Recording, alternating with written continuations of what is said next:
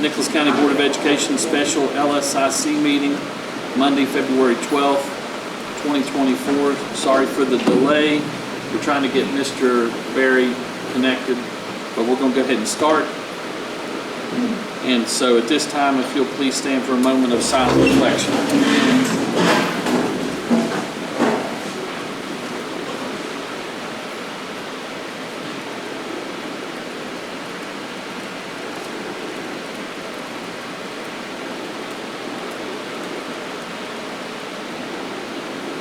Thank you. Please join the board with the pledge. I pledge allegiance to the flag of the United States of America and to the republic for which it stands, one nation, under God, indivisible, with liberty and justice for all.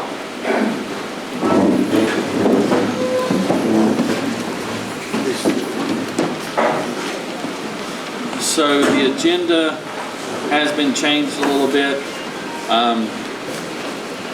So this is our order that we need to follow tonight. Mount Nebo, Mount Lookout, Golly River, Lake Creek, Summersville Elementary, Zila, and then Birch River. So at this time, Mount Nebo, please. I'm going to talk on my way up there so I can get all this said. Then I'll talk on my way back. I just thought that. And you'll be talking in your sleep. I'll be talking tonight when I go to sleep. Yeah.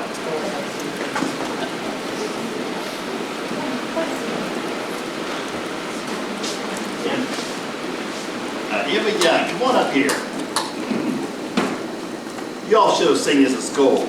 I set Emma down in a chair and I gave her, it was like I'm talking, I gave her the speech.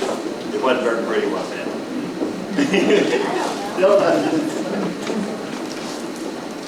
How do we get it to go? One more string. Can I touch it? That didn't work. Swipe? Okay. Emma's, I want y'all to see her or not. Emma used to live in Mount Nebo. I've had her the entire time, K through 5. She's now in 5th grade.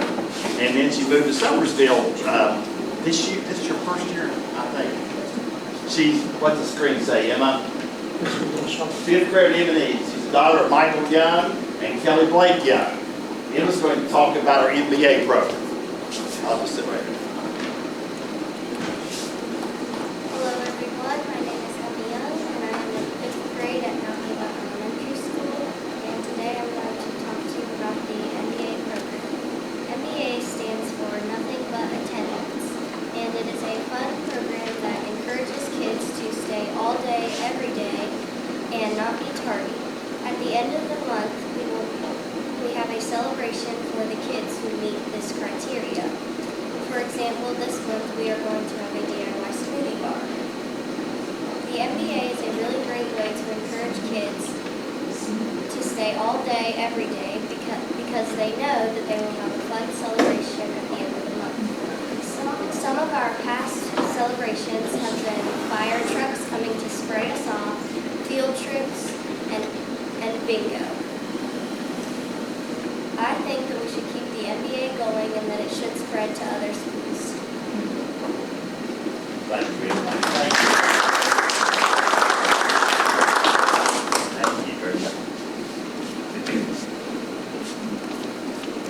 And she's better to look at than me, wasn't she? Absolutely.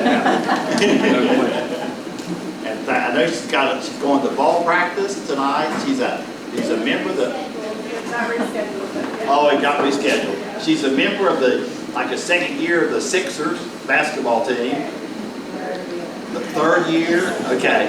They try to beat your team, I think. They do. They do beat our team. Emma and Kevin, your mom, thanks for coming.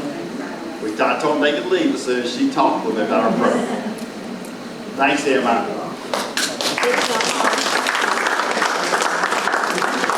Next I have Lou Yance. Mrs. Yance teaches all of my 3rd graders. And she's going to talk about our data we've been receiving over there. So, right here. You want that over there? Yes. Let me invite you real quick. Atlanta's everything on there. Leave it. This is good. Okay. I'm good. And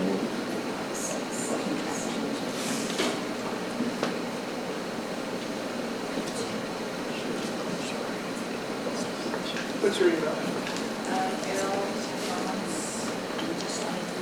Who are you?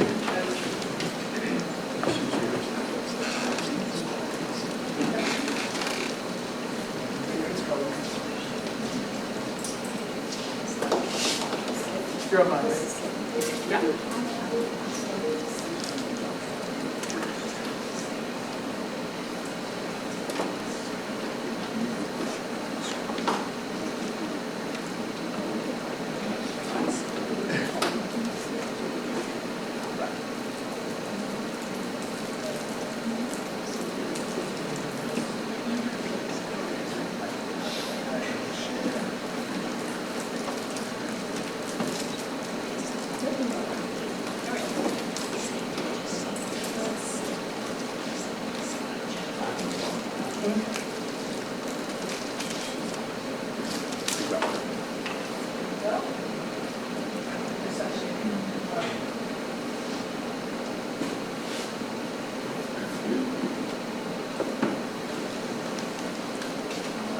while they're doing that, I could talk a little about something. Let me talk a bit.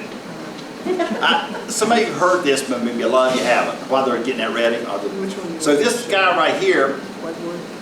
right, we'll do it again. my class, when I did my student teaching at Belmont Elementary, I'm going to say this, right? Up in St. Mary's is where Mr. Corbin came. I first met him. He was in my class. But I'm going to say this, and I didn't know if I had time or not, but since we're doing it, I'll do it. Mr. B, when you got up in the fall, and I'll go a little slower, I know I'm old, my career started at Zela, a teacher. Went to Flagler Ridge, that's my first principal's job. I don't think did you get to Flagler Ridge? Sure did. Okay. And then one year Flagler Ridge, I came out to Mount Nebo. These were teaching principals, we called them then. 2 years, I won't tell the years now because I kind of forget the years. Come out to Mount Nebo. And then, I was there, then a traveling principal from Mount Lookout to Canvas for a while. That was pretty tough. 2 schools, try to be both of them the same day. So then this school here came open, and I applied for it, and I was here for it. This has been my longest stay, was in Birch River, 14 years. And then I went to Craigsville Elementary, and yeah, and then after Craigsville, 5 years I think, I went to Summersville. And after Summersville, I thought I was done, and I went home to babysit. That was a pretty tough job. Like these women, mothers that are home babysitting, yeah. I tell people I flunked retirement, so I back out on the road. They hired me back for Dixie. Closed that school, and but before they closed it though, that's where I might as well the gym. We closed Canvas, we closed Dixie, we closed Golly River. I mean, Craigsville became Golly River, and what else did I? Canvas. Well, we closed Canvas. Yeah. Flagler Ridge. Yeah. And then down to Dixie, and then I went to Mount Nebo.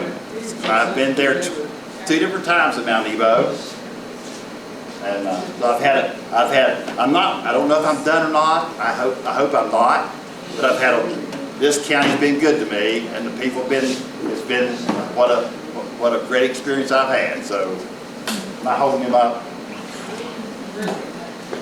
Chris has loved the game, but Stevens not letting her share for some reason. I'll tell you what, hey Glenn, I'll tell you one. Okay. As a board member, I have 4 kids, all of them pretty good students. Went through school, I only got called to the principal office one time. And that was when Glenn was at Summersville. Glenn gave me a call. He said, Steve, I got a problem here with your son. I need you to come in and talk to him. And I went in there and I listened to everything, and obviously I told my son he needed to apologize. He kind of backed off the teacher, and that's not what we did or whatever. And I think Lynn and them were so afraid I was going to be so hard on my son. After everything left, my son left, he pulled me aside and he said, "Now, Steve, you shouldn't be that hard on him. It wasn't that bad. And I'm not sure the teacher might not have been in the wrong on that one, whatever." And I said, "It'll be all right. It'll be all right." That's the only time I ever got called to the principal as a father. Now, as a student, sometime over in Richmond, I got called several times. Did your wife come with you? Nothing? No, she didn't come. He didn't come with you. He was very polite to me though, and I worried about a I little think bit. Lynn was a little bit more nervous than I was.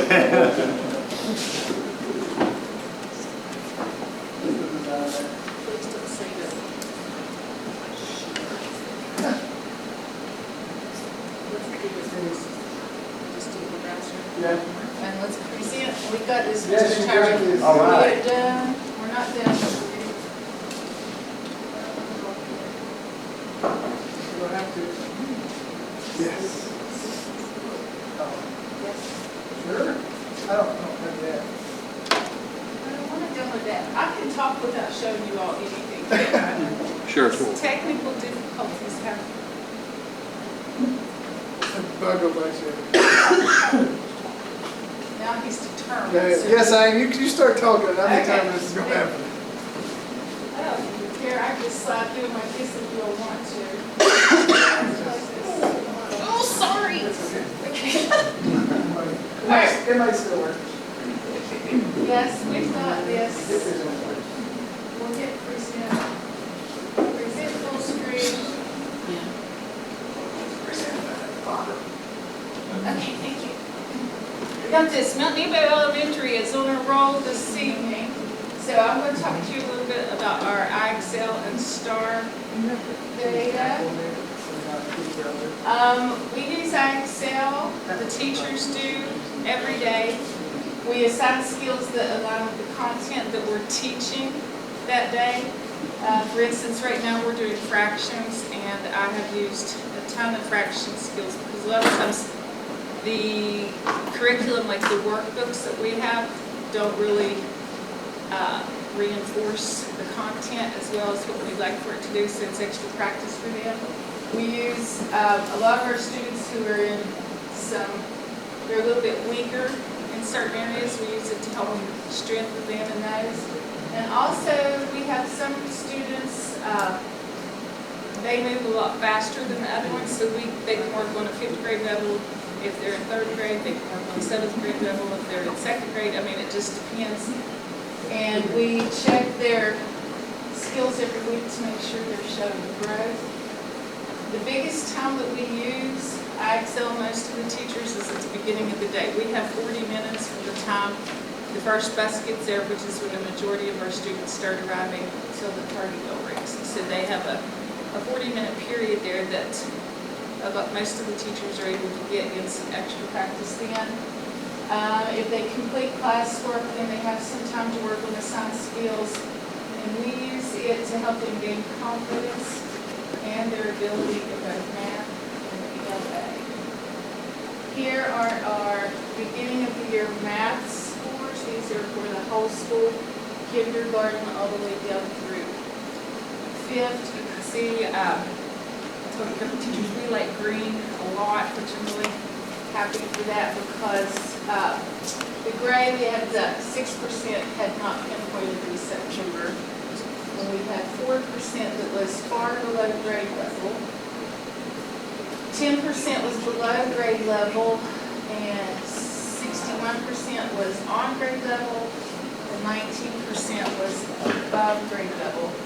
Now, in December, we did it again, and we went up. We had 2% that weren't able to be pinpointed at the time, but you can see we changed a lot of our collars there and went to 6% below. We do not have any far below right now.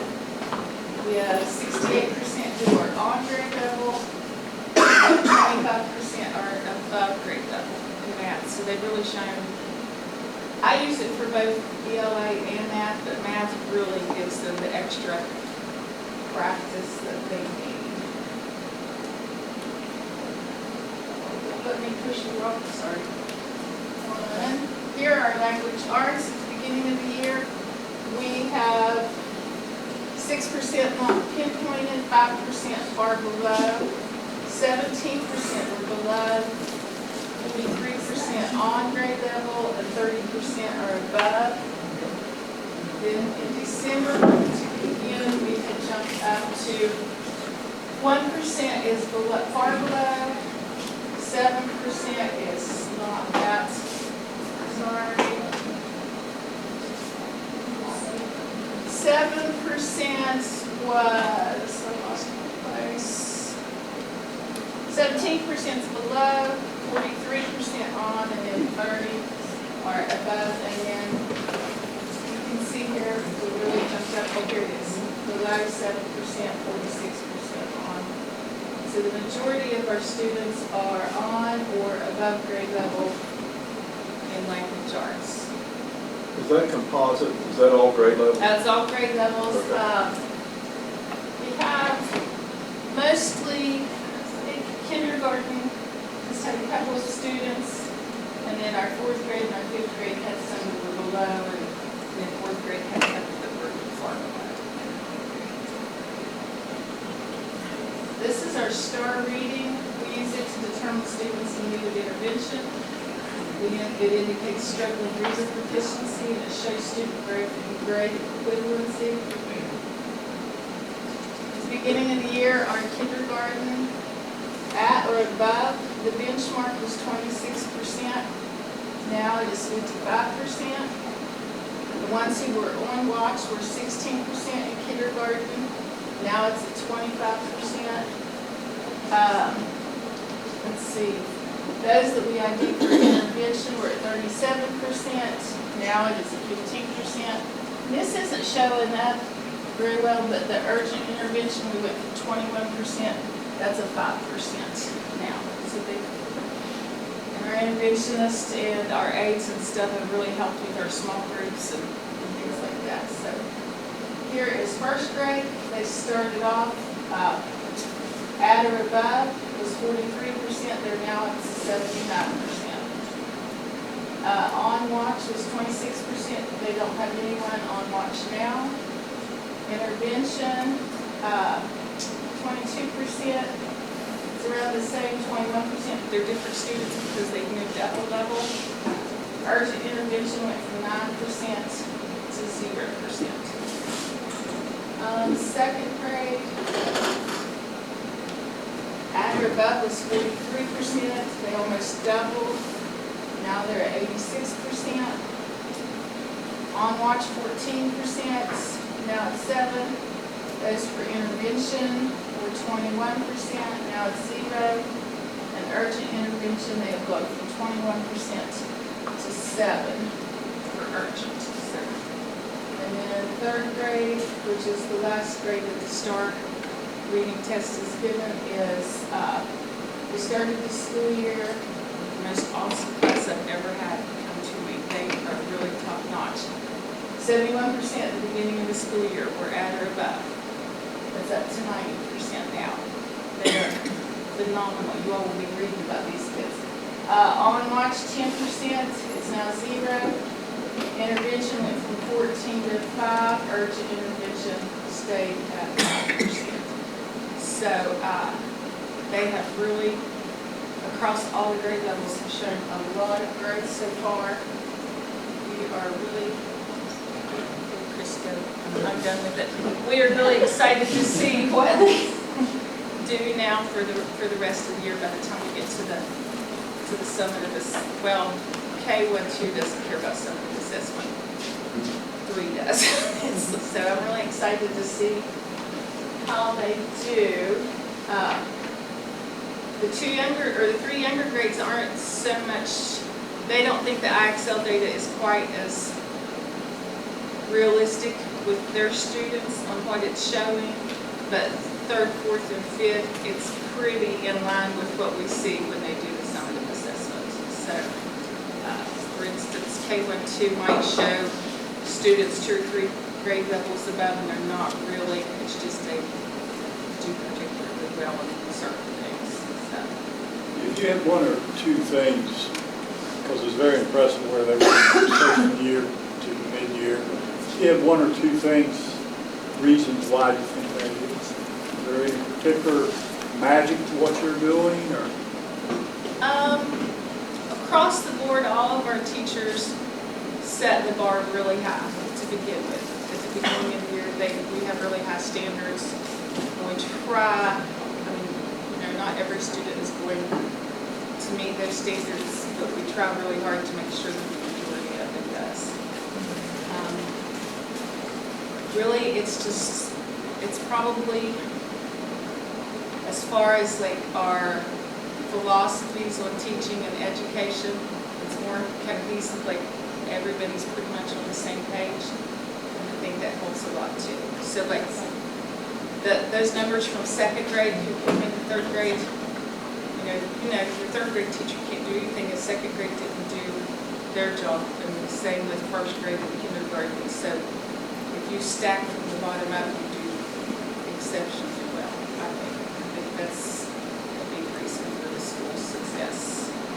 Total enrollment. 103. What, Total enrollment. 105. Y'all done today. 105. 105. That's up a little bit. So we're up a little, Yeah, just a little bit. a little bit. So, yeah, we actually got a new one today, so. Is some variation in math scores due to new concepts, different types of things being introduced from one year to the next? You mean as far as the differences in their scores in here? Yeah. I think it's more different groups of kids, because if you have the same teachers teaching the same things every year, some years you have stronger groups of kids than others. Some years you do all you can to get what you can get, and some years... So if they're strong, they stay that way They do. consistently? Yes, they do. And some years it's just, you know how it is. It's a battle. It is. And Well, and if you get 3, 4, 5 kids that transfer in or out, that can change your. yes, and we've seen that in the past 2 or 3 years. 2 or 3 kids can really make a huge difference in a class of 20 or 25. I'd like to say one thing about what Mr. Ferguson just said, because I had a teacher today, and I know we all believe in high expectations of teaching our kids. And I had this teacher say, and these 2 kids are getting ready to leave me for somewhere in the state. And we've had this happen. I'm not bragging about it. It's just kind of what we go through. And we've got these 2 kids, one of them in the SAP process right now. And she said to me, "You reckon we're expecting too much? Because we have to have leave us." And they'll say, "Well, those kids are okay. They're doing okay." Well, this crew, I tell them, I think I've got the best teacher in the state of West Virginia. And I know I'm bragging on it, but I really believe it. And it's serious stuff. I mean, when there's not hardly any goofing around. I mean, they take it serious. I think it kind of plays into what we do over there. Just we're serious about teaching those kids, and so I'm glad she could show you some of our data, and I want to shorten mine a little bit, and I like to do this time of year, and you all seen this. I don't know if we can get the test scores or not from last spring. Are you on your slideshow? But maybe 3 screens to read. What do you want, your slideshow? Yeah. Sorry, that was good.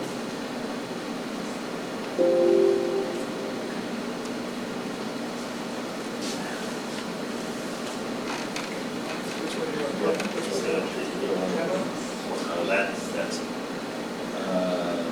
That's one. I'll slide through. Yeah, that's good. Good deal. Thank you, Chris. Sorry. Okay, and I know, like I said, I know y'all know this, but I'll just go through it kind of quickly, okay? And you're looking at my reading and writing scores. from last year. And that's third grade over there. And so the red is county and the yellow, the red is state, the yellow is county. Let me start over. The red is state, the orange is county, and we're in the yellow. There we go. State, county, and us. And you'll see, that was last year's grade 3, of course, down there, grade 4. But you'll see, I'm not going to read all what they are. You can see I was at 45% of that class that met mastery. My last year's 4th grade class, and now that was the class that Emma Young was in, and she's now a 5th grader. But you'll see I was, that were the state, the county, and me, myself, I was 79% of that class. And then in 5th grade, you'll see I was at 62%. That's my ELA scores last year on the general summative assessment. There's my math scores.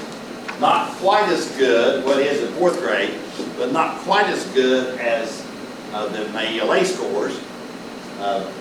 But you see I'm a little bit below the county, one percentage point. And I'm really good in 4th grade, and I'm the same in 5th grade as the county, and we're still better than state. Then I'll just show you, that's the 5th grade take science, and you'll see that I'm at 48% of my class. Rest of this stuff I sent to you all, and I'm like, I think I'll stop there, and you'll have any questions. Thanks a lot for listening to us. You should be proud of your schools. Good job. Thank you. Thank you.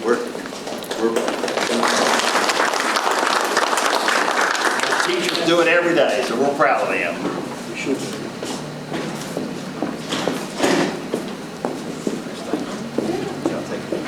Thank you. Thank you.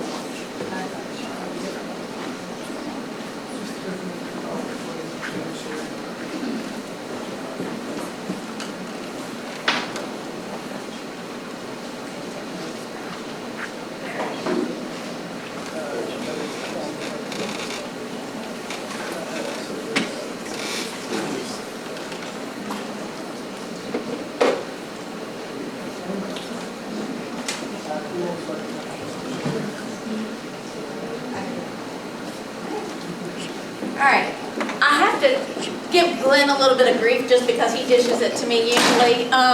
He says he has the best staff in the county or state. I'm gonna have to combat him on that one. I have a pretty dynamic crew out where I am, and I want to give them props because our data has been great. I've shared lots of things with you guys throughout the year and your monthly board reports, but I have to give them props. They have really grown over the last couple years, and not just our academic scores, but our parent engagement has really kind of exploded. When we have events now, we have to have it one grade at a time pretty much, or outside because we don't have anywhere to put them. So I'm really excited. So I'm gonna be like Lynn, we'll try not to brag, but that's what we're here to do, is highlight our school. So I do believe we are trying to educate our students for success in life in every aspect. I'm gonna go ahead and go through this. When we do our needs assessments, we pretty much involve the entire staff, so we're all on one big team.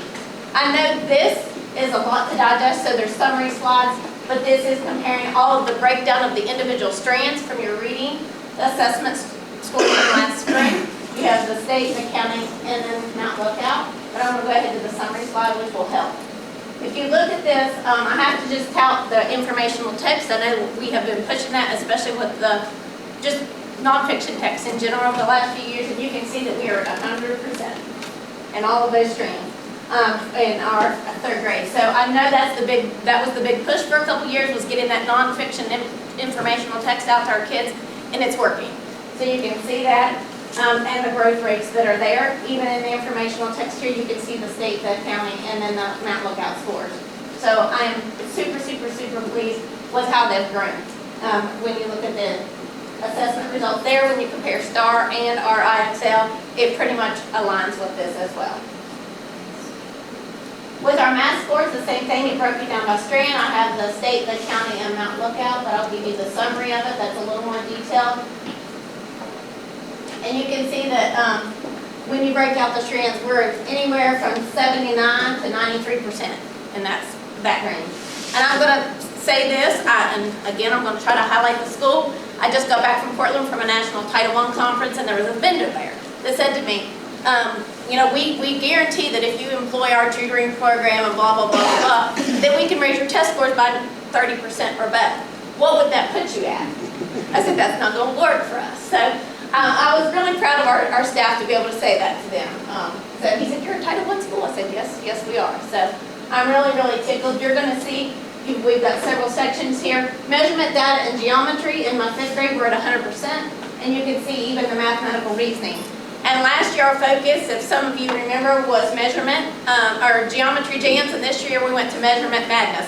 We are locating our specific weakness and intensely targeting it every Monday or every Friday. Last year, geometry jams was on Friday. We spent 10 minutes of every single math class doing some kind of a music and geometry connection that got the kids to really focus on that. This year, we're doing measurement madness on Mondays, and so it's really starting to show the results of that because of that intense targeted approach of where our weakness is either really improving or erasing that weakness for our school. This is the breakdown. The other one was at or near, and this kind of breaks it apart into the 4 strands. It's a little bit more separated out, but you can see that last year we were 51% proficient in our math as far as the state was, but we were 71. If you look at the state for ELA in 3rd grade, 39, we were 57. So the range is there.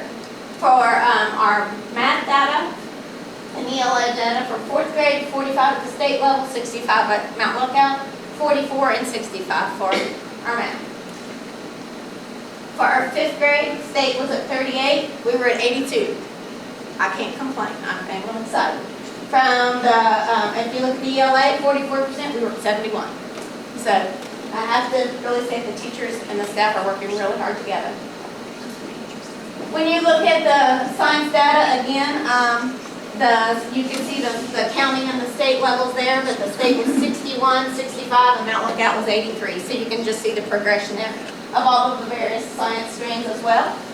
I will say that the school was recognized at the beginning of the year for having overall, when you look at all grades combined, the highest ELA, the highest math, and the highest science proficiencies of all schools in the county. Balanced scorecard, this we did take apart and look at the pieces of where we are weak, and that's again, we're going to take a targeted approach. We were recognized by the State Department recently for having exceeded standards in math and ELA, so we're working on actually some paperwork for that now. The pieces that we felt like when we looked at this last year was economically disadvantaged, and I'll share some of that data with you in a moment, and then our attendance, but I'll share that attendance approach and how that has changed and improved those things as well. This is our attendance incentive program, and I agree with Glenn, the NBA approach. We don't call it NBA, but we do a very targeted approach with our attendance. We do an individual approach where they earn a monthly attendance award. They do a classroom approach where once they spell every kid that's there every single day from bell to bell, they get to color in a letter A, and then they have a classroom board. And then I've either written grants or worked with some sponsors and donors that every single 9 weeks, any kid that is there from bell to bell with 2 or less excused absences, we've had field trips, and that has really, really impacted our attendance. If you look at the first 4 months, and the 5th month was only a month not held, we were at 94.73 for the 5th month. Again, not trying to say it's me, it's my staff, it's the kids, it's the team approach, but we have had the highest elementary attendance rates of every single month this year. The high school beat us 2 months, but only 2, so we're working on that as well. We mentioned the economically disadvantaged. You can see specifically here when you look at some of the report cards, 11.7% proficient at the state level, and if you, 31.26, you have the county at 27.35. You see ours has grown from 52 to 53.8, and it's actually grown up since that, but that's the data that the state has available to us. The other area that we are actually looking at closely is actually our students with disability. The state's at 11.06, the county's at 7.85% proficient, but Mount Lookout went from 28.57 to 44.44, and it's actually went up since that data was reported. So those are the two targeted groups that we're trying to look at and really make sure that we are making sure all students are achieving, not just those that are on that bubble, as we would say, are already on target to succeed. Same data for math. You can see that we are focusing on that economically disadvantaged, going from 40 to 57.69%. You can see the county and the state. And our students with disabilities as well, you can see that that has drastically grown to 4 times what the state was. So this was just a summary of the grade levels for proficiency in ELA and math for the past spring scores. And the state targets, I know a lot of times they say it's a target. You're just shooting for it. In math, we surpassed it. So the state where we were to be on grade level, everybody achieving with the no child left behind targets that they originally had said, I know has switched. But we actually exceeded our math, and we are still at 64.3 to 70.92. So we've got a little room to still go in ELA. So we're still working diligently to hit that target. So as you saw, we discussed the measurement focus. The rest of it was a writing program consistency. When I arrived at Mount Lookout about 2.5 years ago, we took a look, I did a survey with the staff, and they said that they felt like writing was the area that was probably the least consistent or the weakest. And so we have adopted a right from the beginning using thinking maps and doing a consistent approach, and it's really made a big difference so that the children are not having to learn a different style of writing or a different rubric every single year. They are growing from one year to the next, and it's just one more piece of the pie that's added instead of a whole different approach, and it's made a really big difference. The phonological awareness and phonics components we are really addressing through doing integrity to fidelity, doing some secret stories, and then of course our small groups are truly small groups. We are blessed enough to have several interventionists in the building, and with our Title I staff, we usually have very small groups with at least 4 or 5 people in our K through 3 classrooms when we do small groups, and it's made a really big difference. And the root causes, I think all of us could attest to a lot of this, especially our 3rd grade, which when I started digging into my 3rd grade data, it being the weakest when we look at our testing screenings this year specifically, but with not just with COVID, but even when we were allowed to come back. 2 teachers had it, 2 kids had it. They were out for 6 of the first 9 weeks of school that year. So, I mean, they just missed so much instruction. And so when we got into our root causes, it was just purely, they didn't have instruction. Or very minimal. And so I won't break this down, but this is how, as a needs assessment team, we look at our data specifically and say, this is what was the weakest in 3rd grade, 4th grade, 5th grade, and then we approach it from a school-wide lens of where do we need to focus the most as a school. And then we are heavily tracking our resource and IXL data for our SAT students and our special ed students. I didn't go any deeper because a lot of this, when we looked at our STAR screenings, were 2 kids. And I know this is broadcasted, and I didn't want that back too. So I can just share with you that this is non-identifiable information, but it has drastically, those kids are growing. We have a spreadsheet of every single kid that's included, where they were month by month by month. We're not just doing a beginning, middle, and end for those kids. We are tracking it by the month and by the skill to see exactly where they need to have some intense intervention occur. For the STAR assessments, I will share with you, in one class we went from 9 to 0 that needed the letters, and then one class, or 9 to 2, one we went from 7, and we would have went 0, but we had 3 new kids enrolled in the school, and all 3 of those were in that boat. So making some great gains with the STAR data. You can look at the IXL overall scores data. This is the overall ELA, and you can see the green and see how it has grown from the beginning of the year to the middle of the year. Same thing with the overall reading levels. And then vocabulary was one specific trend that we looked at. We're looking to hit 100% shortly. So that's our focus. With our math, that's our overall math from beginning to mid. And looking like we're at about 20%, so we're hoping to really hit most of that close to. Our goal was 85 or above. And with geometry being our focus from last year's geometry jams, you can see we started out at a much higher rate at the beginning of the year than we even did from last year. And we're closing the gap on that. And with measurement, that's our focus this year. You can see from the beginning of the year to now. And then the strategies that we're using to get there, as I mentioned, with the phonics, the Haggerty, the secret stories, the thinking maps, the consistent writing program, and the consistent approach to our small group instruction. This is just the PD that all of our staff has been exposed to. And some of that that's not even on there so far was last week. A bunch of my students asked me today, where were you? Where have you been? I said, going to class, just like you do. So those classes were very beneficial. And of course, we have the I-CAN statements and all that we're addressing. With our targeted small group instruction, you can see the kids actually engaging in some very in-depth strategies and activities. And the way that we're focusing on our intervention with bringing in our Title I, our interventionists, our special ed, and our regular classroom teachers all at the same time. Our schedule accommodates a very small group approach. This is the piece I feel like we've grown the most, our parent community engagement. We are usually having to either hit a maximum or narrow it down to one grade at a time when we do our approaches, and we now have no problem with getting volunteers in the building. A lot of them are like, let me in more frequently, and they can come in, but a lot of them are wanting to do a lot of volunteering. We did recognize with our Read Aloud program, and we recognized Lori Nutter earlier this year. She's actually written another small grant for our school, so a lot of parent engagement.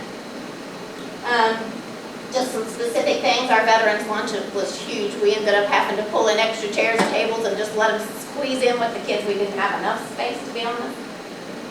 And then this year we did a year-long Back to Learning space theme. Some of you have been out for some of our various things. The first time that we opened the doors on that one, no, that one, it's not in that. We put out a challenge to one of our space events, and we had 2 hours prior to a line down the sidewalk, down the parking lot, and people parked down. They were blocking the roads. I had to have people move their vehicles because you couldn't get through to Drunkard's Roost. So it's a great problem to have. And you can see we had some NASA engineers and some very STEAM pieces come in with our space program. This was one of the movie nights that we had. We opened it up to the entire community. We had kids from 5 different schools there. We had 195 regular community members there and kids, so it was a huge event. We had a great time with that. Our Lunch and Learn, that's one piece we had to narrow down. We usually have anywhere from 20 to 30. One day we had 45 parents come in, so we're stacking them up even when we do our Lunch and Learn. They get to come in and eat, and then they do a specific activity with their kids and with our staff, a lot of times at our outdoor classroom as long as the weather will permit. And even when we did our parent-teacher conferences, we did a various approach to that with a lot of integrated ELA and technology strategies there. And we had 70 parents show up that night for that. And then our giving back, the school is very good to do things to give back to the community. We've done all kinds of different food drives and things like that. And for the 100th day of school, the goal was 100 cans of food. We had 1,120 that we took to the food pantry. So the kids are doing great with having a well-rounded version of what a citizen would look like. With the giving back as well, we did stockings and took to the nursing home in Anstead. I think we did 67 or 70 some stockings and went Christmas caroled and things down there as well. So giving lots back to the community. Our Christmas program was even around a space theme, so we've tried to gear all of our extra events around space this year. Last year we did a superheroes theme, and this year we're doing space. And you can see the stockings there as well.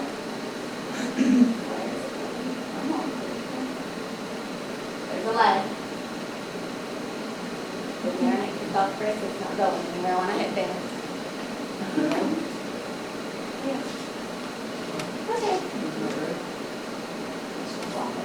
Okay, well, we'll go ahead and close there. But, so, I'll go ahead. Any questions that you guys have? Enrollment. 121. Do you have a full staff? Do you have any permanent subs, or do you? No, we are fully certified and staffed. Makes a difference. It sure does. It sure does. And retention, I think that the culture there is keeping teachers retained. When I was here for y'all's space thing, you had your spacesuit on. I thought maybe you'd wear that tonight and you could show them what it looked like. No, it will venture out. I thought I had Brent was an astronaut that one day. That's right, yes. When we are getting ready to do another event on February 29th, and I have a different costume for that, but the kids eat that up, so that's what it's all about. Glenn, how about your school? Do you have full staff? Yes. No permanent sub? No, no. Makes a difference. Sure does. It's a great presentation, Julia, and I'm glad you tuned in.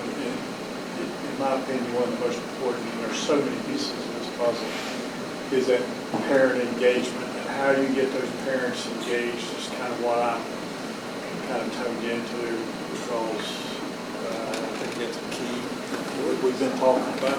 So, Thank you, yes, that's actually the piece we had to, when the state told us look at 7 standards and pick one that we felt we had gained the greatest strength in, and that was the piece, when I talk to my staff, that's the piece that I feel like we've really grown the most. But I said that's the piece we also want to continue to grow, because I think there's some needs in the community outside of academics that once we address within our parents and our families, that'll change everything else. And so that's the piece that we're hoping. Relationship with those parents on those programs we do and like nursing homes and stuff like that, and get them engaged that way, it's a lot easier to get them engaged when the kids are having problems or you want to talk to them. Exactly. I can really see that. Yeah, and they are, if I call any of them, that at this point, they're welcome, they come right on in now, so it's a good thing. Thank you. Thank you.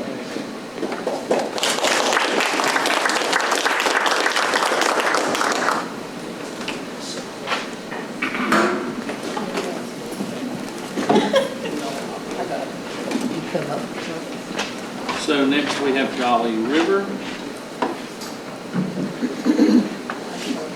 While Jolly River is getting ready, I'll tell you something the board's working on.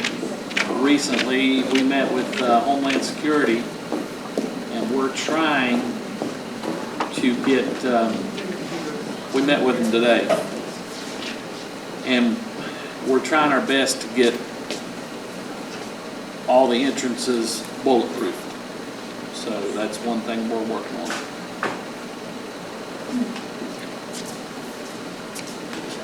He's getting that set up. I'm going to say I agree with you about, you're talking about parent engagement. I'm sorry, I'll introduce myself. I'm Andrew Gilson. I'm the principal of Gully River. With me tonight, and they're going to come up and help present in a moment, but I'm going to pull Glenn and rattle on until this gets up and running. But in the meantime, I have, sorry, I had to do that. With me, I have Liz Bragg, our social worker, Miss Monica Cox, our Title I teacher, and Marcy Bragg, our 3rd grade teacher. And I guess some people will probably be intimidated to have to follow Duffield and Glenn. I'm actually honored because I picked up 4 really good ideas from hearing them speak. And 3 of them are already things that we're kind of working on and connecting. And, oh, I'm not ready. I thought I was going to turn around and be ready to roll right into it. But anyways, I have Dr. Lee here, and so I guess I'll go ahead and just start talking. If you want to hand me that so that we don't keep everybody where they have to go. I'll start off talking about the STAR assessment, and I will tell you this year that the state mandated that we test, everyone be given the STAR test in grades kindergarten, 1st and 2nd grade. And then if they are in the 25th percentile or lower, you are to accompany a letter and to start developing intervention strategies. Our numbers, we had 105 that identified. That was grade K5. So we started out with 105 in reading, but we've dropped that to 94. So that was positive, and math was even better. We identified 104 in our school that were 25th percentile or lower, but that is now down to 80. So that is a drop of 24. Those were kids that were below level at the beginning of the year, so we know we have some catching up to do. What's your enrollment? Our enrollment is, as of today, 326. We have a lot of transient students as well. I was going to throw a number out, but I'm afraid it might be off by a little bit. But we have a lot come in and out, as Dr. Lee would back me up on that. And somebody earlier, one of them was talking about kids coming out, having 2 or 3 coming in and out. I think we've had, about 28 come in and out, so that matters as well. All right, we're going to go ahead and get started, and we're the Gully River Bobcats. In the first couple slides, I'm going to talk about our data, and then we'll talk about some of the things we're doing. They're going to talk about ways in which we are trying to increase engagement and improve our scores.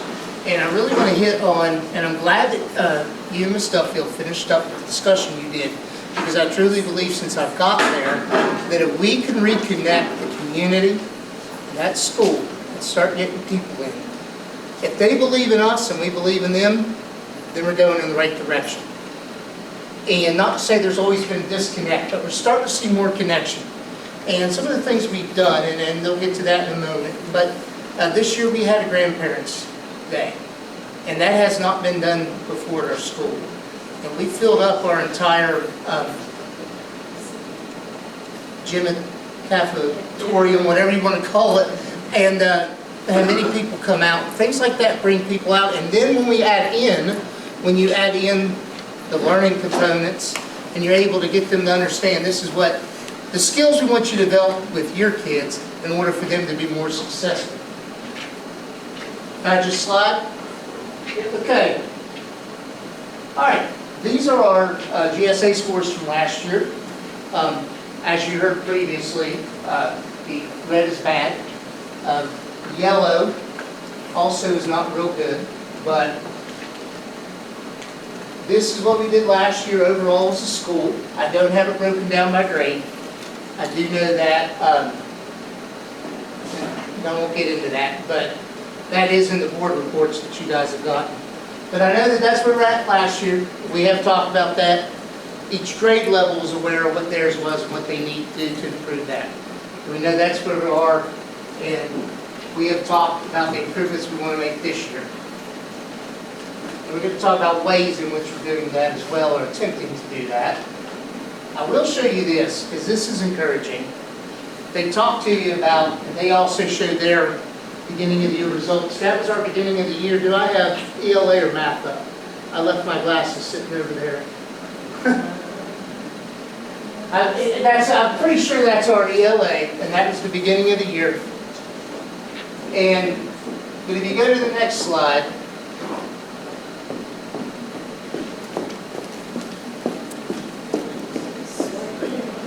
okay, that would have been the beginning, and then, thank you ma'am, sorry. Okay, and you can see that by mid-year, we are showing growth. And by looking at our STAR and also looking at our IXL, we are seeing growth. We're seeing a decrease in the people that are far below or below. We're seeing an increase in the students that are above.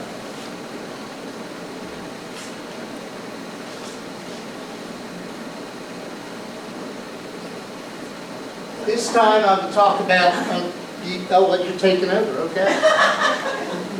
Well, I'm going to.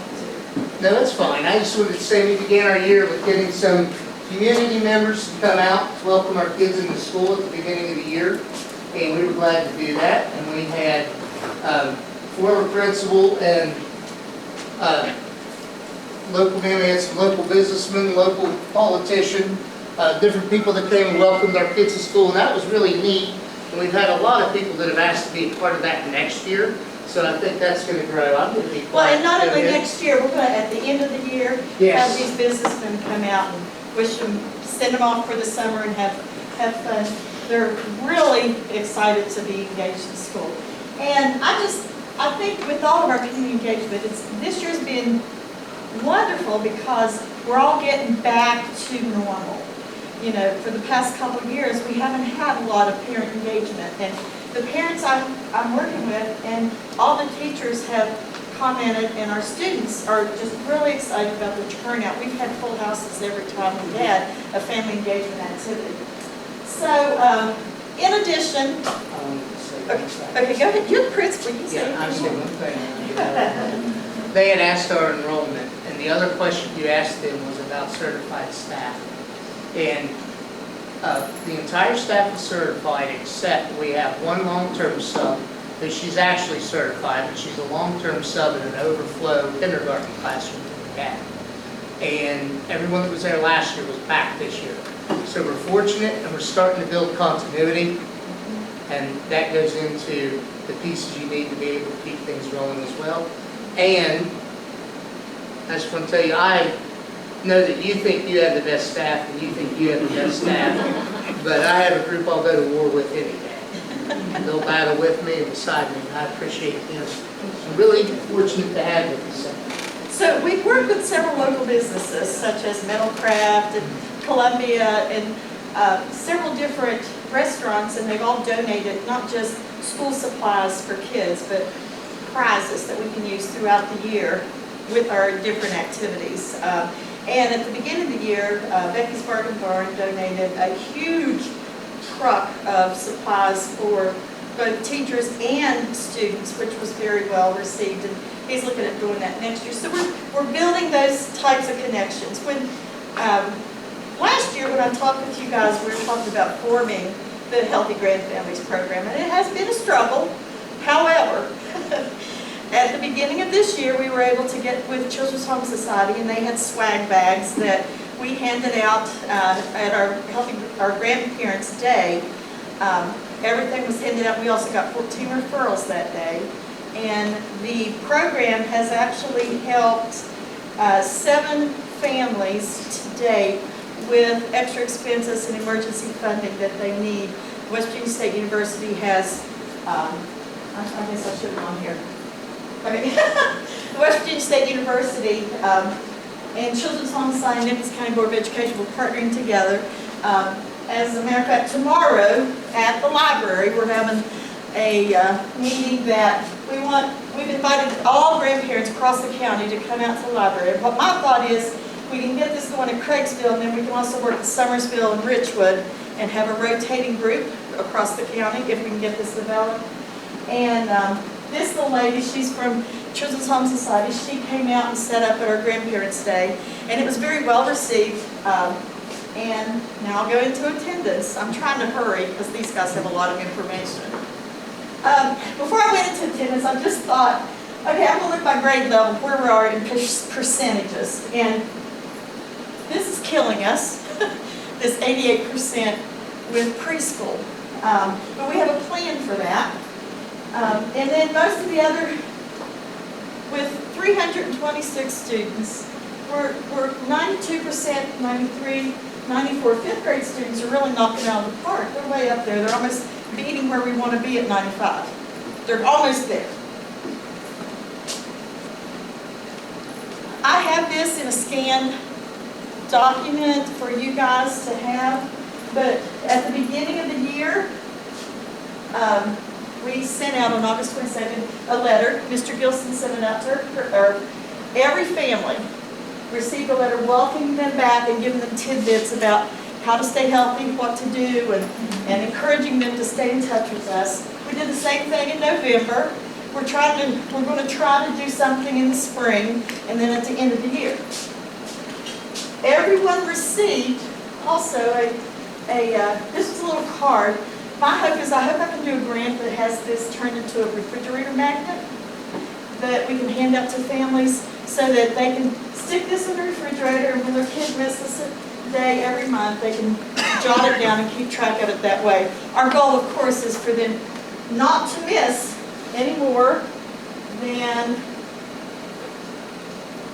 8 days, 9 days. No, 9 days or less, and that's excused and unexcused. We're not just looking at the unexcused, we're looking at both. Teachers have been sending work home with students when they miss, and I've been doing a lot of phone calls and trying to get in touch with, stay in touch and just develop relationships. And that trust has been really important in developing, and parents are now starting to seek me or seek a teacher and reach out to us to get information and resources, and it's been just a really good thing.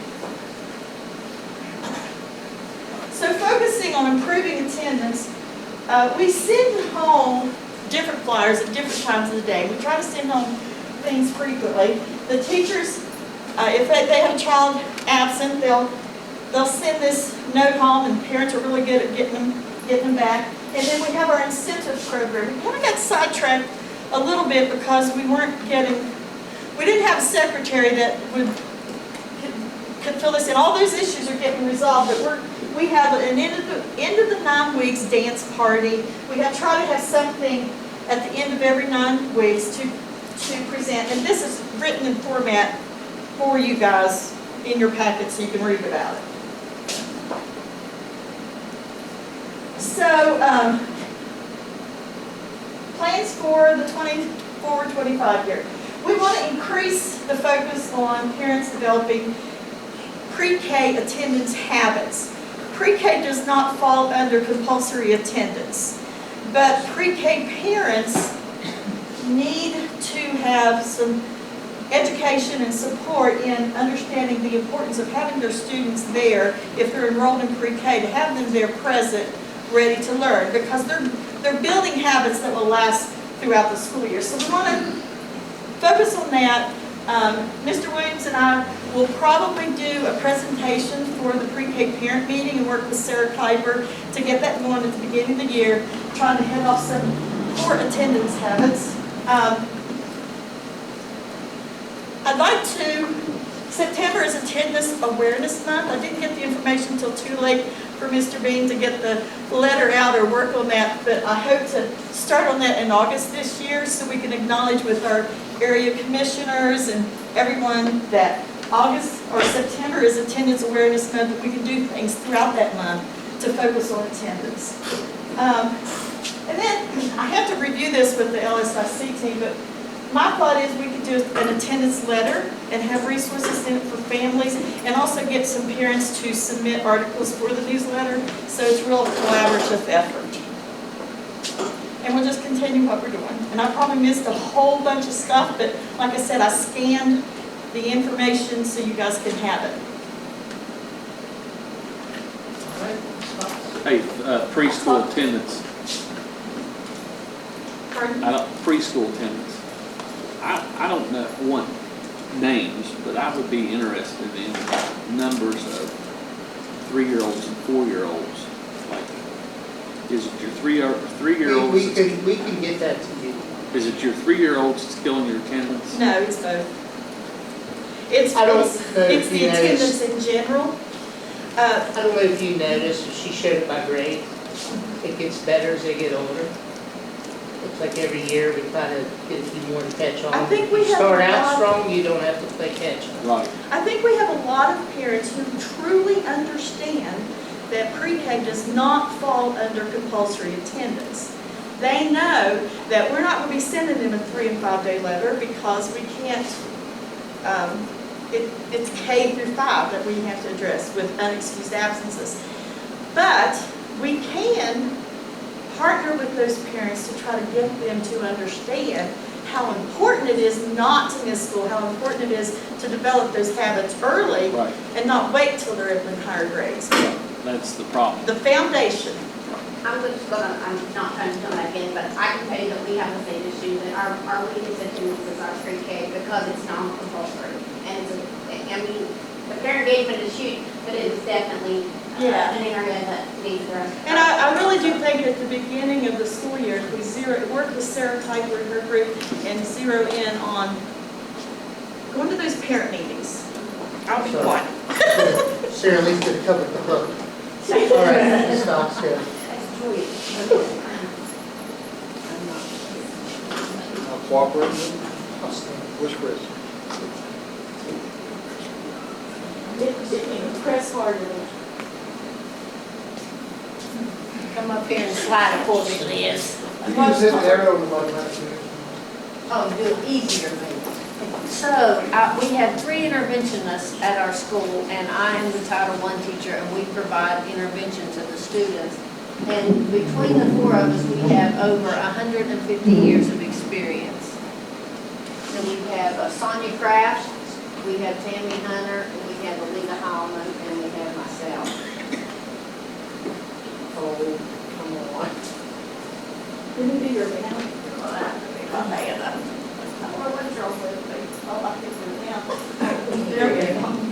So then we have Camp Bobcat, and I'm the coordinator of our Camp Bobcat program, and we just got a little bit of information last week from the person that's over the Save the Children program, and there's 2 schools in the whole state of West Virginia that has the Save the Children program that's in compliance with attendance, and we're one of them. Students are required to have 55 days of attendance in their after-school program during the year. And we already have about 15 students that have already met their 55 days, and we're just halfway into it. Our students receive a hot dinner from 2:30 to 3, and then every group of students gets 30 minutes of math instruction, 30 minutes of reading on their own level, and 30 minutes of read aloud and being immersed in whole language and literature. And they all get 50 minutes of physical education or healthy nutrition. Having that extra time at school is critical for us to be able to attack those gaps that you saw in our test scores and be able to work with the students that attend to try to bring performance up. And that is a big tool that we're lucky to have when Ms. Cox does a wonderful job. Sorry, Darren. We have 72 students enrolled, and every day we have between 55 to 60 on average that attend our program. So we have, the ones who are enrolled, we have a big attendance. And our reading and math scores are increasing. We just took our STAR test in the middle of the year, and our Camp Bobcat students, we saw 92% of our students' reading levels went up. How much of your staff participates in that? We have seven. She had, no, seven. Seven, yeah. We have 6 tutors, and then we have myself. We have 3 that work with reading, 2 that work with math, and 1 that works with healthy choices. And then I'm the coordinator, but also I monitor the whole entire time that we're in after school. I have accelerated reader up, and every time someone takes a test, I immediately see the score. If students make a lower grade, they come in and I discuss it with them. I read with kids. Is this daily? Monday 4 through days a week. Thursday. Mhm. Monday? And it's from 2:30 to 5 o'clock. And This we have may, a bus that takes our students home also. this might be a silly question, but is it always a hot dog dinner? Is it always Or it's a what? hot dinner, it's always a hot dinner? Yes. It's never like, okay. No. So She you cooks have- them a hot meal. Today is we your- had baked spaghetti. And it's different from they don't get the same thing at lunch and then at dinner. She fixes something different. So it's not a snack, it's a meal. Oh, no, it's a whole meal. Okay, Vanna. Oh, just tap it, lady. You just tapped it. Go ahead. This is one of our family events that we had lights on after school. We actually had like a book wall. I had the book taped up, different parts of it through the school hallway, and the students would read it as they go by, and when they got down to read, they actually got a free copy of that book.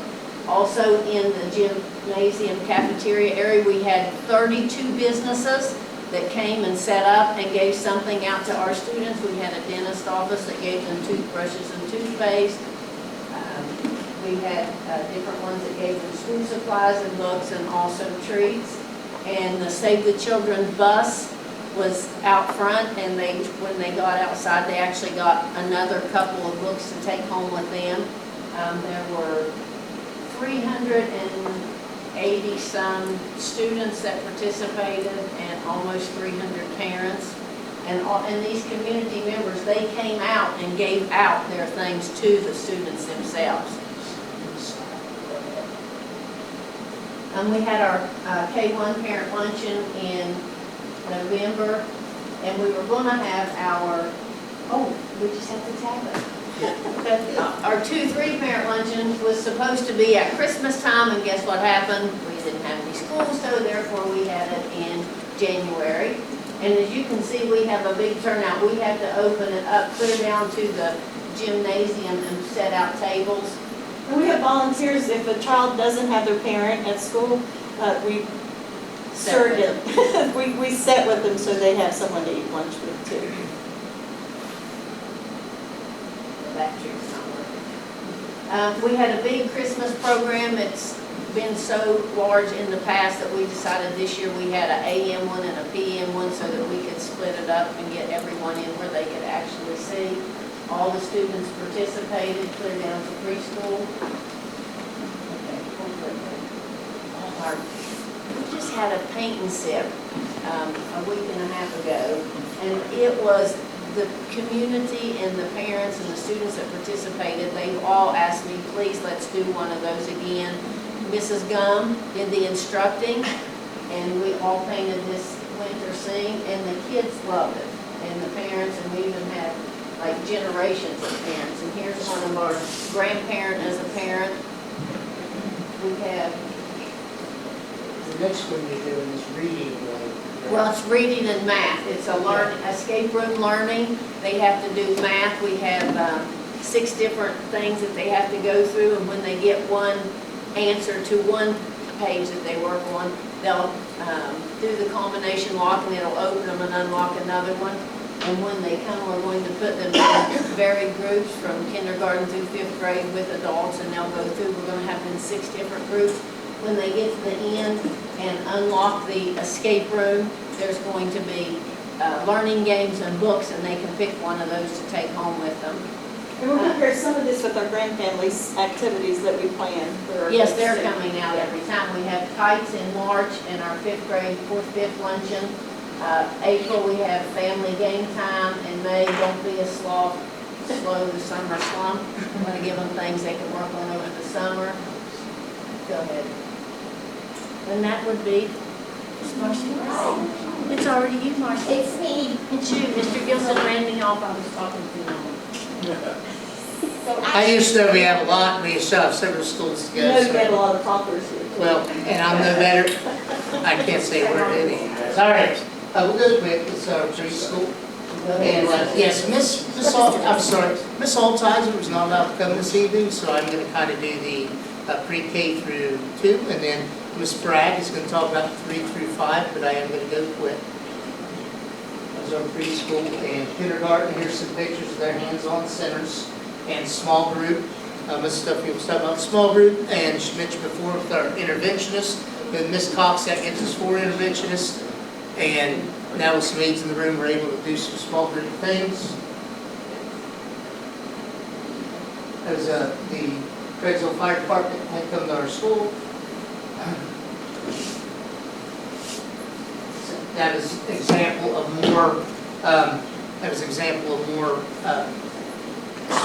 small group learning. And I'm going to turn it over to Miss Bragg now. I'm Miss Bragg. I teach 3rd grade, and I'm going to give you just a window into 3rd, 4th, and 5th grade, and I get the fun part to tell you what we actually do within our classrooms. 3rd grade, we do a lot of project-based learning, hands-on, engaging, real-life experiences. I took a picture of some of the things we did, our culture unit. We took them to El Bambino's, and you know, it's my birthday, so they got to hear different language and different foods. Our landmarks and monuments. They were Bobcat reporters, and they went on scene. And I have a video. It's only 30 seconds, if that's okay, if it works, of one of our students and what she did. Of course not. That's all right. All right, we'll just skip that and go on. But anyway, and then their habitats. Those are awesome. The next one is we have STEM activities with Mr. Lynch every week. So they get to incorporate our standards and also work with technology.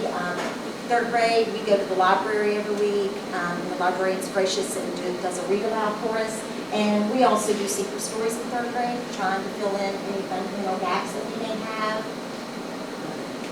I was told I have 3 minutes, so if I'm talking fast, forgive me. I'm trying to be real fast. No, it's fine.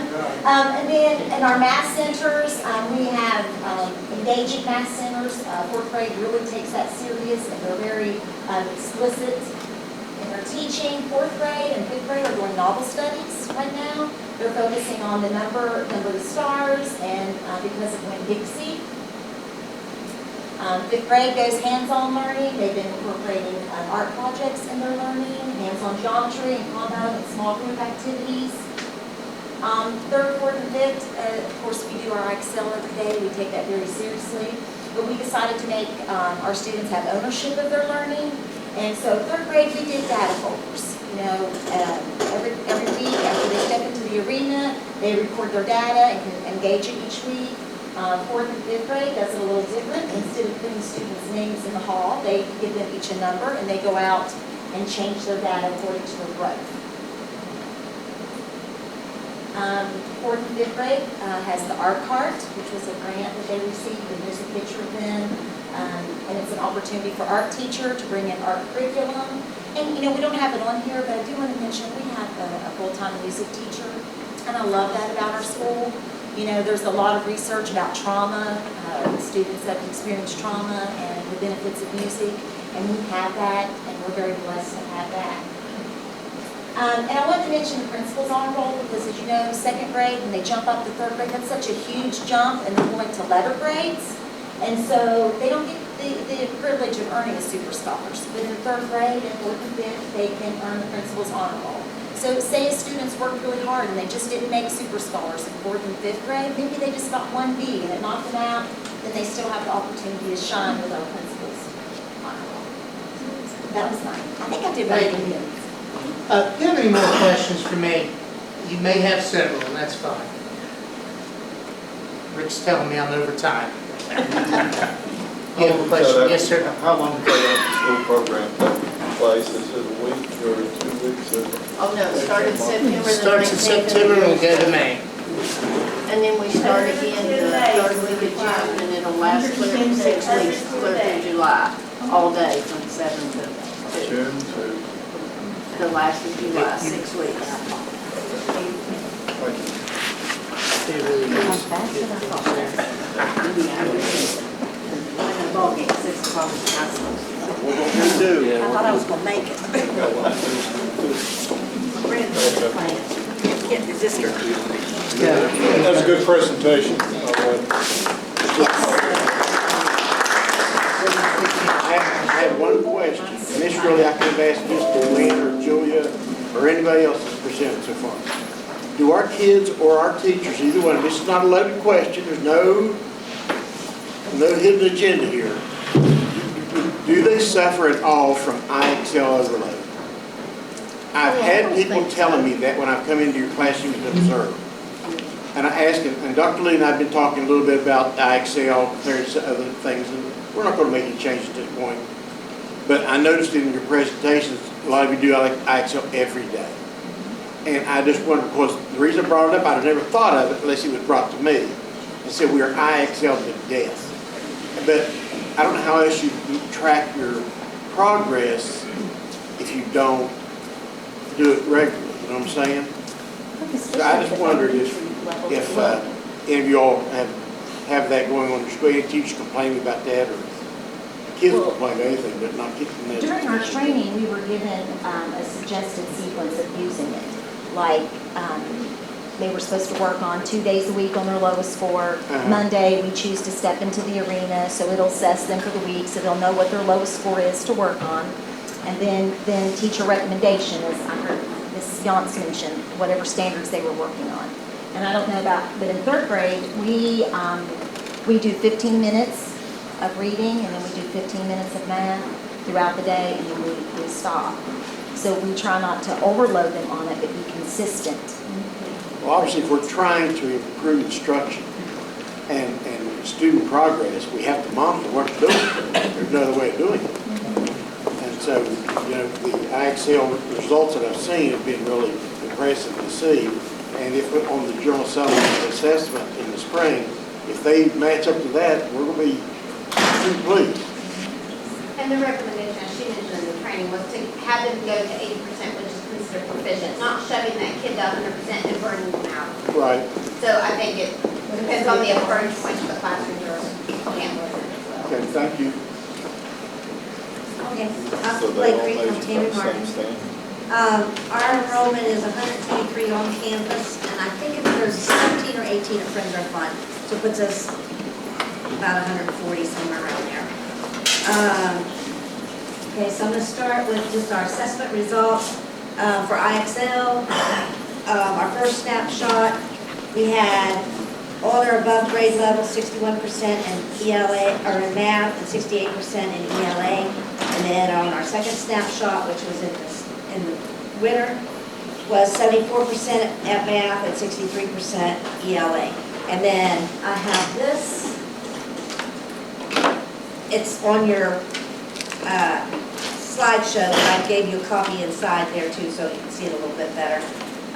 The reason why some weren't pinpointed, we had a new student come in, and then in the mid-year, there was a couple that were out sick with strep for a whole week during the time period that the window was open to do this snapshot, so we didn't get to do it. So that side over there is the beginning of the year for math is the top, and then the bottom is for ELA.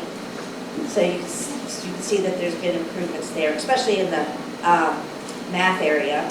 ELA, still struggling a little bit, but we're getting there. Then we have assessment results for GSA results. Third grade, 67% met or exceeded standards in math, 39% met or exceeded standards in ELA. And when we looked at and analyzed all the scores, we looked in the writing scores was what was bringing the whole ELA scores down. So we're focusing in on that a lot. And then in fourth grade, math was 55% and ELA was 48%. And again, weakness there is the writing. So during the summer, during our leadership academy, we had some writing professional development and things. And the teachers are using the Cambian modules and benchmarks to try to get the kids to know what the writing process is there. Then I have the STAR data, STAR screening data from fall and winter for both reading and math. And again, I made a copy of that so it's a little bit larger for you. Fourth grade in the fall didn't realize they had to give the math, so they didn't have scores for the math. They do it in the winter time. Our focus right now is second grade. If you notice in winter months, they went to 50% urgent intervention, and we're not sure why that went there for math in second grade. We're unsure. So we have an aide working with small groups there and our interventionist. Okay, so when we analyzed our assessments, IXL data showed the lowest performance being in reading strategies and grammar mechanics was the lowest diagnostic levels or strands. The lowest diagnostic strands for math was algebra, algebraic thinking, geometry, and measurement. So the classroom teachers are working closely with the interventionists, making sure that they address these areas of concern. Okay, I monitor and the teachers monitor the IXL reports weekly and try to target students that are showing progress and recognize the students that need more additional help. We have a leaderboard that's posted in the hallway and class rewards given each week to this class that's highest on the leaderboard, and that's for correct answers, not just questions that they've done, but they have to have the correct answers as well. So that goes by percentage. And the class that gets that, Ms. Murphy made us a little 3D tiger thing, and they get that in their classroom for the week. Also, then the GSA data, like I said, showed the writing was very low, so we did some professional development in the summer on that. And like I said, they're using the Cambian modules and benchmarks to practice for the writing assessment that's coming up. The STAR, the low scores also in third grade math, so we're working there. We have an aide that we just got at semester that came to us from ALC, and so she's working in the afternoons pulling small groups of third graders and targeting in on skills that they're weak in, trying to reinforce those skills. All right, this year we were able to buy or purchase the accelerated reader program that kind of goes hand in hand with the STAR through the levy monies that was given to our school. That's allotted to our school, not given. And so we have that in the hallway. The students take tests, read books. They can read them on the Mayan, or we have books in the library that are on their marked what level they are so that they can choose the correct one from their STAR assessment in their reading level and take the test on it, and then the teachers have goals set, and as they meet their goal, then they move along the wall. And And then our topic for this year is landmarks of West Virginia, so they move along to different places in West Virginia as they go along. All right, and then our attendance this year, for the first 5 months, the school year attendance has been around 94.54%. We make daily phone calls home when students are absent. We give a small class reward for best attendance for the week. Again, that's a little 3D solid tiger that she made, and the class gets to keep that, and it goes from class to class. Every 9 weeks, we do a reward for students that have 3 or less absences or tardies, 3 days tardy or early outs. And Matt Kaiser, who is our school social worker, he makes contacts. He's there on Thursdays, and we check, and he makes contacts with parents or even the older kids about why they're absent, or why they're tardy, what can we do to help get there. All right, then we have the strategic plan, like we all do. All our staff was in on that. We look at homeless data, we look at attendance data, we look at all the assessment data. We do some parent surveys, student surveys, teacher surveys to try to figure out where our needs are, and then go from there to make our goals. Again, like someone said, root cause we figure is a lot of it lack of face-to-face instruction for the last couple of years, and a lot of it for us is our specific writing curriculum. I think that was kind of along your lines, wasn't it, Julia? We address the strategies we're using as interventionists with small groups, implementation of IXL, small groups within each classroom, writing incentives and PD on teaching writing.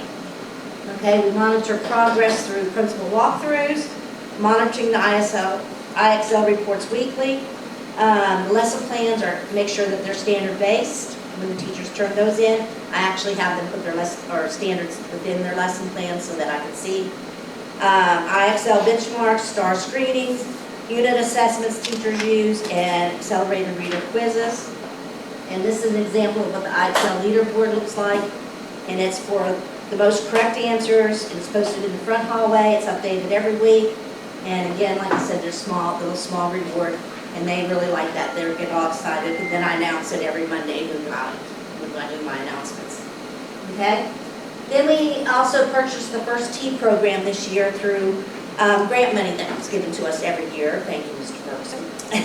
But that was he gives to our school, and well, he doesn't, but through the Nicholas County Association thing.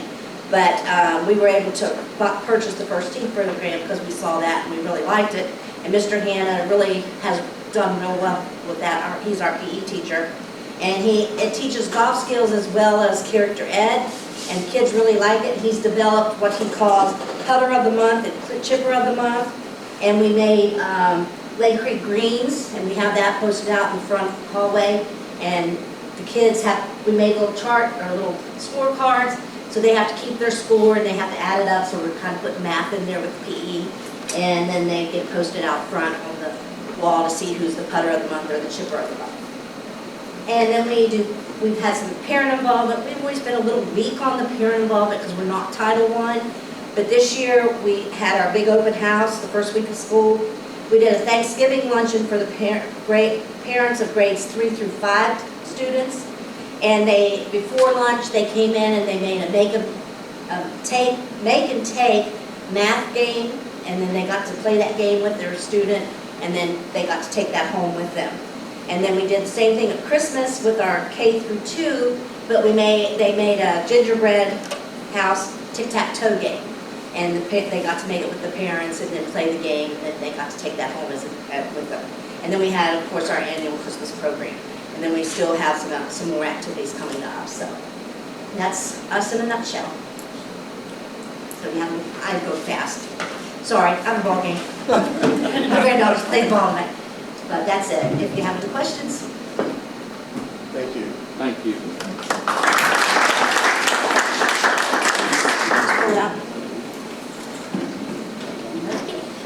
Thank you. Pardon me? 123, 20 is about 17 at River. 8 o'clock, okay, thanks.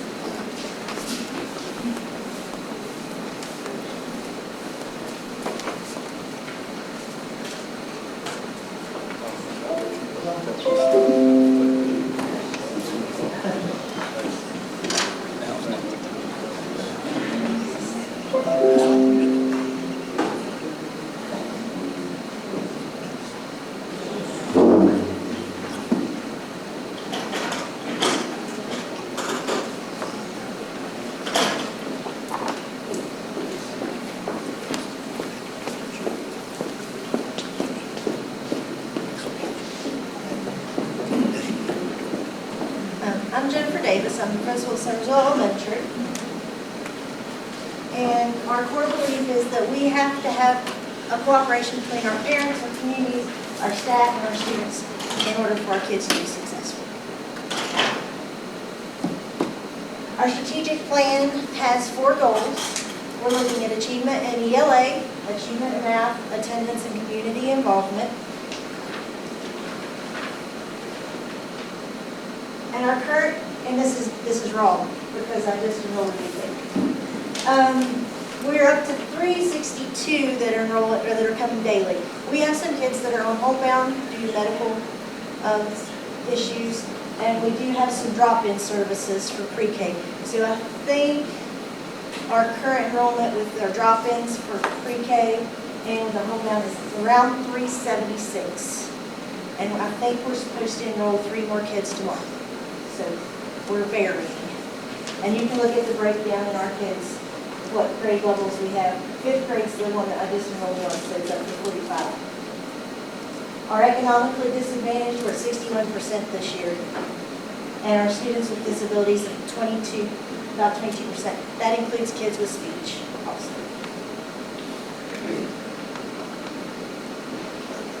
This is our breakdown for our GSA data for ELA from 21, 22, 23.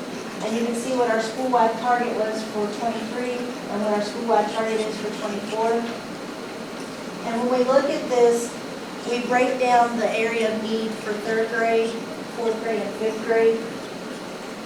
And when we looked at 3rd grade, it was reading literacy text. They can do the informational, but we're really having to look at the literacy text. And that was one thing that 3rd grade needed to focus on, knowing that they were weak in that area. But also our 4th grade teachers need to work on because they knew they were getting those kids. And it's basically looking at the specific details in literacy text and explaining that. 4th grade is informational text and writing and language. With the informational text, it's using graphics and maps to answer the questions. And of course, writing with grammar and all of that. And 5th grade, informational text, a lot of that was comparing.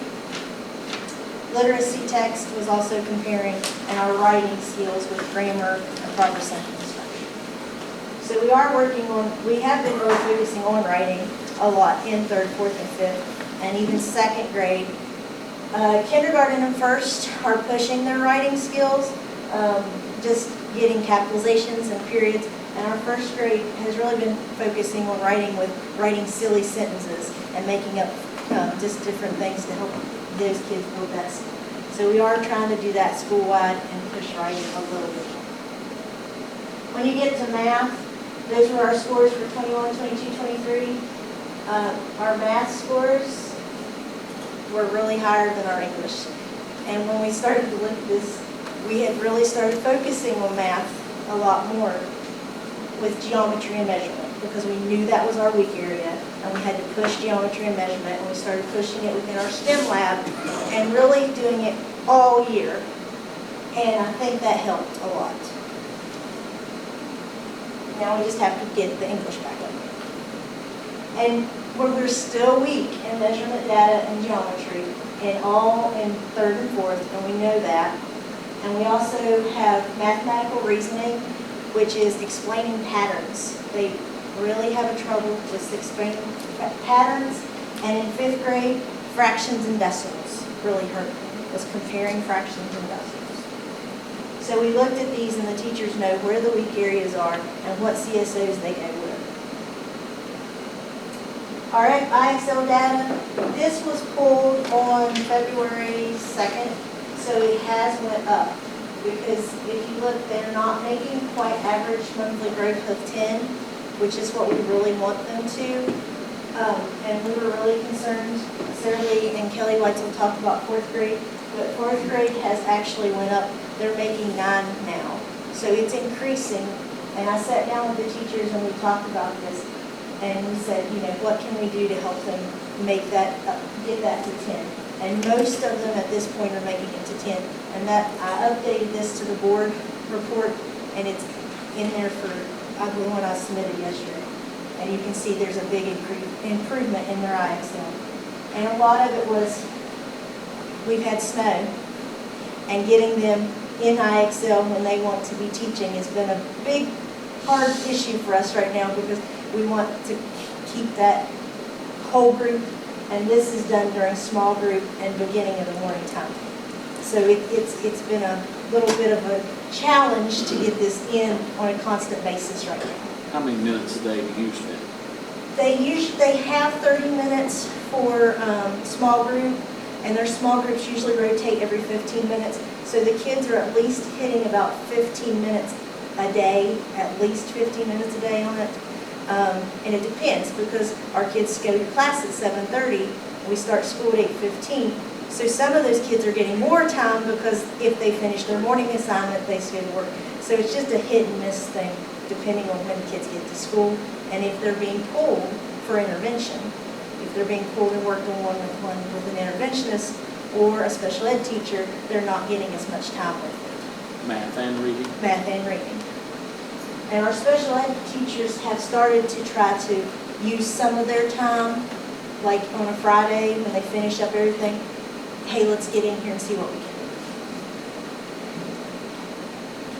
do. Our STAR data, that is from the fall to winter, and you can look at our scale scores and where their grade equivalent is. They have increased. Kindergarten ranks at the 47th percentile in reading, 56th for first grade, 33rd for second grade, 43rd for third grade, 35th for fourth grade, and 39th for fifth grade. And then our math, you can see from fall to winter, is 55th, and it's not kindergarten because kindergarten is put in with start early literacy. They don't have a math separate thing. So you've got 55th for first, 39th for second, 59th for third, 43rd for fourth, and 46th for fifth. Our attendance, we've been trying to push attendance, just different things that we've done with them. We do a bell-to-bell attendance, no sign-outs, no tardies. They're there every day of the month, and we do an award for them. We do a drawing. Every kid that has that in kindergarten gets their name put in, and then I draw a winner, and they get a prize. Every kid that's there gets a certificate. We give a certificate. And then we have a grand prize winner each month. That helps. I mean, some of the kids, the parents are like, my kid is getting mad because I have to take them to the orthodontist. Well, then I know that it's working, it's pushing them, and we understand that. So we also do a 9 weeks award, so that if you have 2 or less excused absences, you get some kind of prize. And then if you're 2 or less unexcused, I give them a certificate or something smaller for that. We also do a attend to win classroom competition. Every day the kids are there, the class gets to add a letter for attend and win. In 10 days of perfect attendance, they get a small something.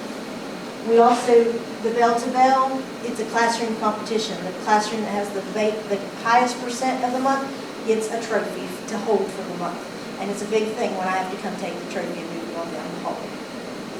Our chronically absent on average is 23%. And I took pre-K out of that because, as they were stated, they kill my attendance. Yeah, but, and it's not, and like I said, it's not it's all of pre-K, because it's just something that they don't, if they wanted to take them that day, they just take them. So Our strategies to help make our goals we use small groups. We have our core instruction. Our teachers, we have really looked into our standards. We're really starting to dive into them, the wording, Bloom's taxonomy. Are we teaching what the standard says? And that's what I meet with my teachers once a month in a team meeting, PLC, and we've been pulling those standards up and saying, are we teaching what the standard asks us to teach? So we're really making sure that our core instruction is strong. Our small group instruction, we have small group for English and small group for math every day, K through 5, 30 minutes for English, 30 minutes for math. And that gives the time for the special ed teachers to do their pullouts, our interventionists to do their pullouts, and then the teachers to actually work with those groups. And they do rotations, and they have aides that come in and help work. So we're really trying to push small groups, and that is one of our focuses from the past couple of years that we've really, really worked on, and we're starting to see that improvement with those in the middle class. We have PLCs. Like I said, I meet with the teams once a month. We do a monthly team meeting. We discuss data. We talk about content and things. We have vertical team meetings. We were doing those on our early outs, our faculty senates, meeting together. The pre-K through 5 met together and looked at the standards, and like first grade said, this is what a kindergartner has to know before they enter my classroom. And we did a whole series on that to look at the standards and say, if they want to be successful when they enter this grade, this is what they have to know. We are a PBIS school, and we have kind of lost members of that. They've moved on, so we're trying to bring that back, and we're trying to do that through our leadership team. And we've looked at our PBIS model, and we're making sure, does it still fit the school? What do we need to fix? What do we need to rearrange to make it work better for the school? And one of the things that we have with our PBIS is we try to reward cafeteria behavior. And so once a month, they have what's called the VIP lunch. And they get to come in, and they sit down and they have lunch with me, and we watch a little video while they're eating, and they get a little prize. So it's a big thing to get the VIP lunch. We have our STEM lab that we're trying to incorporate geometry and measurement. We have 3 interventionists. Thank you, Sarah Lee. She gave me an extra spin interventionist. We dropped off Title I this year, so I said, please, please, can I have a 3rd interventionist? And she said, I think I can do it. So we have 3 interventionists that work with us 3 days a week, and they are seeing, 79 students. They work with every grade level. All 3 of them work with every grade level during small group time. That time is split so they're not overlapping, on phonics and building those gaps. And we have had 5 students test out this year, so it's working. So we're seeing progress. We have math. They also work with math in 4 and 5. So they're able to, in their schedule, go in and work in the classroom with the teacher during small group in grades 4 and 5. We have the after-school program like Golly River. We have about 40 to 45 kids that attend regularly, Monday through Thursday. We had Summer Boost this past school year, and they had about 50 kids that attended regularly, and that was from the end of June all the way through July. And then we had Kinder Boost, which was our incoming kindergartners were invited to come to school for 5 days and get a head start on kindergarten so they could learn the rules and the teachers. And we had 20 of our kindergartners attend this past year. We work with our attendants, our counselor, social worker. They work a lot with our attendants and making sure, is there somebody we need to contact? Do we need to go see them? What's going on? If they get to 2 or 3, usually the teachers know. The parents have either called or talked to the teacher and said, my kid's sick, but if we need to run work out to them, our counselor and social worker have been very good to do that. And then we have constant communication with our parents. We have a parent coordinator who helps with the Read Aloud program, and so she brings in and gets readers trained, and they come in and read to our classes. She's helped with our parent engagement activities and helped those things, our Scholastic Book Fair. She's been coordinating our volunteers, so she's very helpful for us in getting that aspect. We did a meet and greet before school started. We actually split it in between 2 nights. We did a meet and greet for just kindergarten, and then we did a meet and greet for 1st through 5th. Just because kindergarten parents need a little bit more information. It's the first time usually into our schools. We did student-led conferences. We had 40% of our families attend our student-led conferences. We did those in November. And I think it was lower because 2 weeks prior to that, we did a math and English night. And what we did was kindergarten and first paired together, second and third and fourth and fifth. And they did math and English activities and did a take-home bag for the parents to take home. Things that they could do with their kids to help with their reading and math. And it was fun activities, because I always tell a parent when I meet with them, I don't want you to spend 2 or 3 hours hammering education. They're with us 6 hours a day. You need to have the fun. You need to do the activities with them, the hands-on learning, because you don't get to see those. You come home, you need 30 minutes max. Play games with them. They learn just as much. So we did that with them, and we had about 43% attendance for that night. And the parents loved it. They thought it was really good. And we're getting ready to do another one in March. Instead of another student-led conference, we're going to do a math and English night and bring everybody in and do something to help them for summer, to keep them active for summer. Our after-school program set up that night. They did a book walk outside in the playground. They did a STEM activity in the gym. We had the book fair open. So we had a lot of things going on to just encourage attendance. We use Class Dojo for communication for our parents. That way we have messaging, and we have it's set up kind of like Facebook, but it's locked down closer to them. Our community involvement, we've done Heritage Day.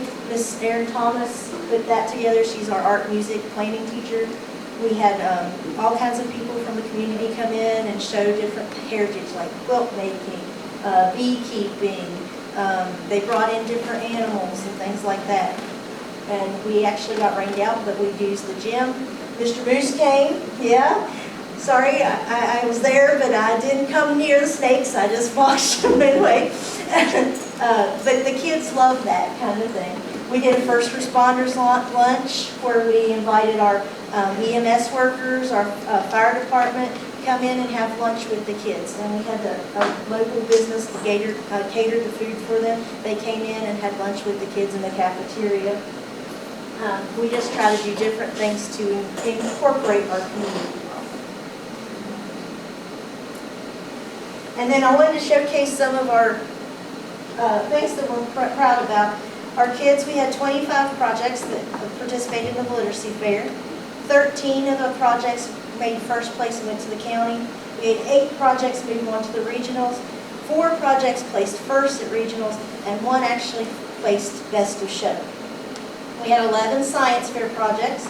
We moved 4 to the county, and 1 project placed first and will be going to the regional fair.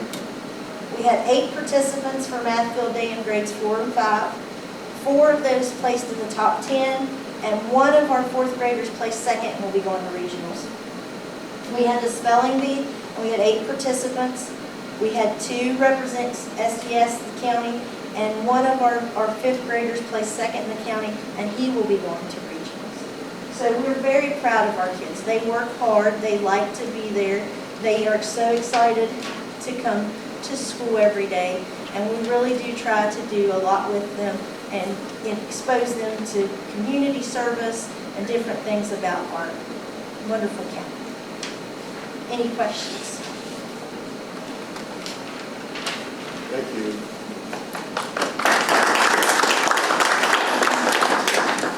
Mr. Moose, he's not asking how many. Are you fully certified? All your teachers full? We have 1 long-term sub who is a certified teacher, but she is teaching in special education. So she's not certified in special education, so she's a retired Nicholas County teacher. Okay. Is doing a wonderful job.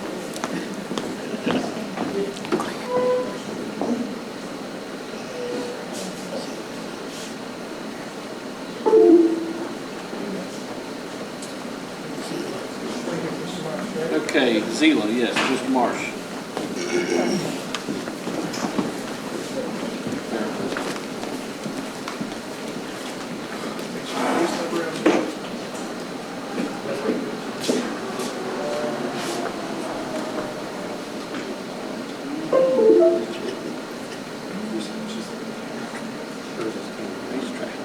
Okay, so yours.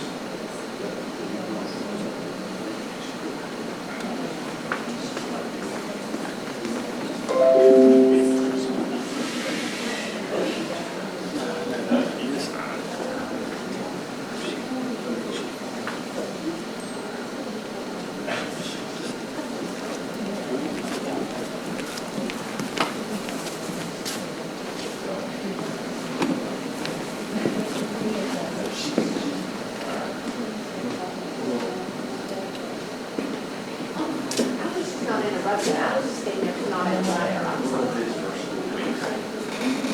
I should.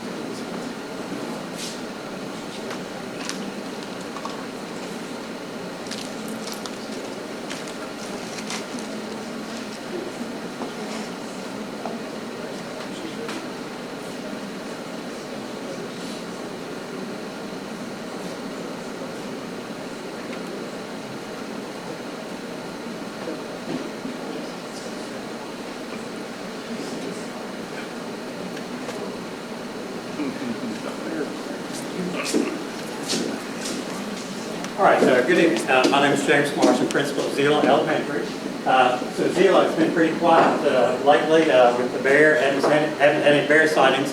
I did have a parent tell me the other day, they said they on the other side of the lake, they thought they saw that bear. So go ahead, it's coming your way. You be careful. I've got enough trouble without that bear. It's a troublemaker now, I'm telling you. I'm telling you. So I'm going to talk to you about, show you some data, and then talk about some strategies that were working. And then after that, Christy Locke is with me, and she's going to talk about our PBIS program. That's kind of been our marquee, our spotlight program for a couple of years now. We've had some success with it, and so she's got some information on that.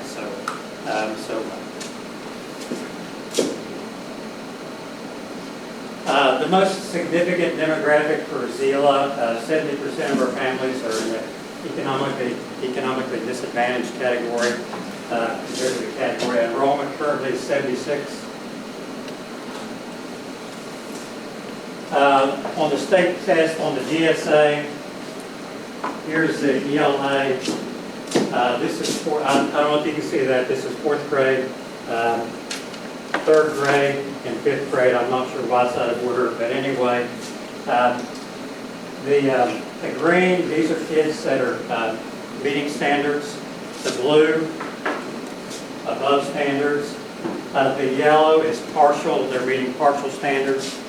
And then the red, they're not meeting the standards. And clearly, when we look at that, we've got some work to do in the ELA. This is math, and pretty much the same thing. We've got a kind of a mixture, some that are meeting standards and some that need help as well, and that was last spring. Now, this gives a better picture of where we're at right now, and some of the things that I like, some of the things that we're working on. This side, I don't know if you can see it, this is ELA, and this is IXL. So English Language Arts is here. This is our pre-test in the fall, and then this is the mid-year test there. On this side, we've got the math, the pre-test in the fall, and then here is our picture in January. So when I look at it, what I see like right now for ELA, where we are right now, and I know you can't see that, but it starts out with kindergarten, 1st grade, 2nd, 3rd, 4th, and 5th grade. So you can see we're really struggling in 3rd grade, 4th grade, and 5th grade. Our kindergarten, our 1st and 2nd grades are really strong. We're doing great. Same thing I feel like over here with the ELA. Got a lot of green, a little bit of yellow, but then again, 3rd grade, 4th grade, and 5th grade.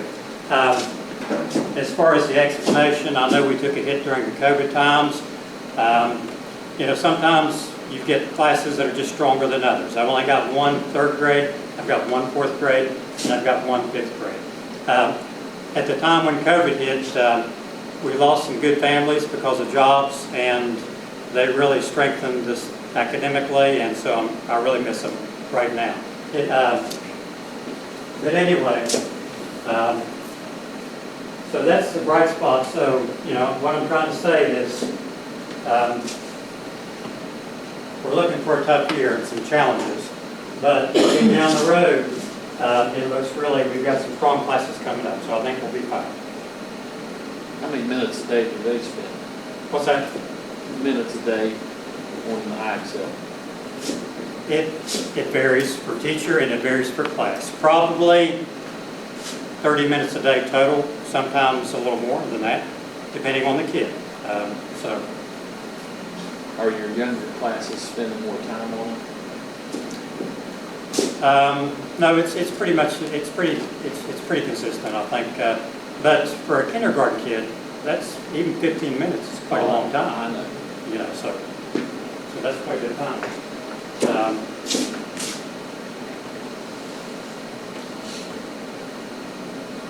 This is a STAR screen report. So this was taken in January.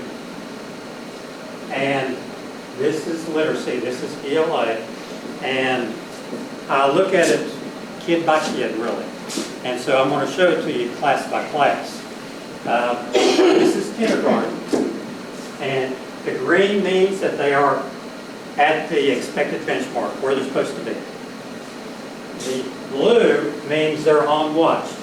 You can see the dotted line. They're right there, but they're just right on the bubble. They could go either way. The yellow means STAR recommends them for intervention. And then the red means urgent intervention. So when I look at the kindergarten, we've got a lot of green and we've got several on the bubble. So I like that. I think we're heading in the right direction on that. This is 1st grade, same thing. We got a lot of green, got a lot of kids right where they're supposed to be. And one on the bubble and then some over here. This is 2nd grade. They're really doing a good job. Most of them are in the green. And by the way, each one of these bars is a child. Okay? Now, 3rd grade, you've got a really small 3rd grade class, and you can see it's all over the place. 4th grade, we got a few meeting standards. We got some that need to come up. And then 5th grade, we got a few standards, a few on the bubble, and several that are not. Okay? So when I look at that, I'm looking at all the red. We'll go back to the 3rd grade for a second.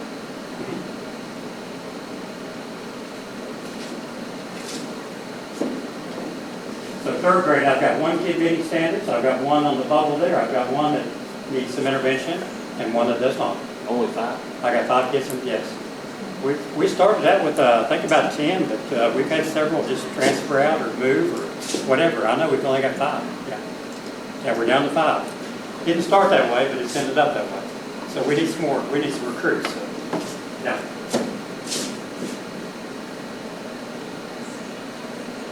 All right, so here's my concern. This is probably the class 5th grade that's struggling the most, okay? And then, but when we look at the STAR, okay, make sure you see this. I don't want you to miss this. This is a growth chart. Achievements at the top, and then expected levels of growth are from left to right. According to this chart, the typical growth range is 35 to 65 in this range right here.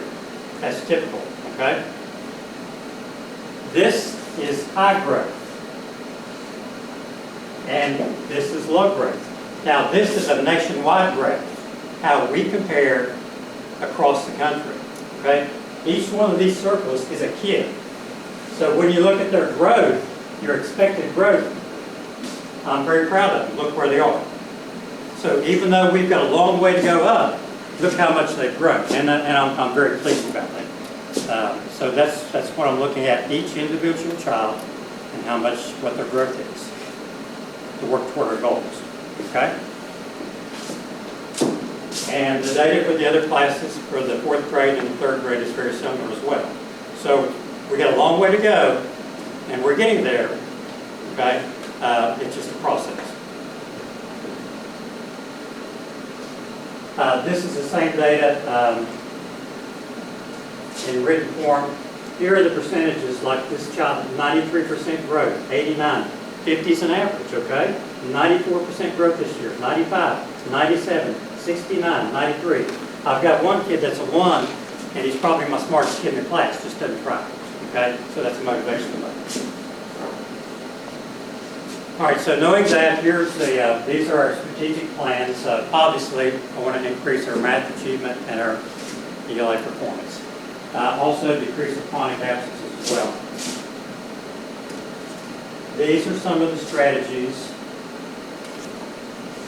that we're working on. It's not all of them, but it's some of them. The ones in the blue are the ones that we've made significant changes for this year. We've either added it or made some significant changes. And I'll talk about some of these individual in just a moment, like the intervention. Parent engagement activities, professional development. We still offer the summer schools. We've got Soul, and this year will be Energy Express. Okay. So, if we've got some deficits, how can we bring them up? Intervention. Having good instructors, experienced instructors working with the kids on their deficits. And I've got 4 now. Last year we had 2 interventionists. This year we were able to add 2 more, so I've now got 4. Now 51% of my kids in that school work with an interventionist in ELA in reading. 51%. 42% of the kids in my school work with a math interventionist as well. That's an hour a day for both, an hour a day.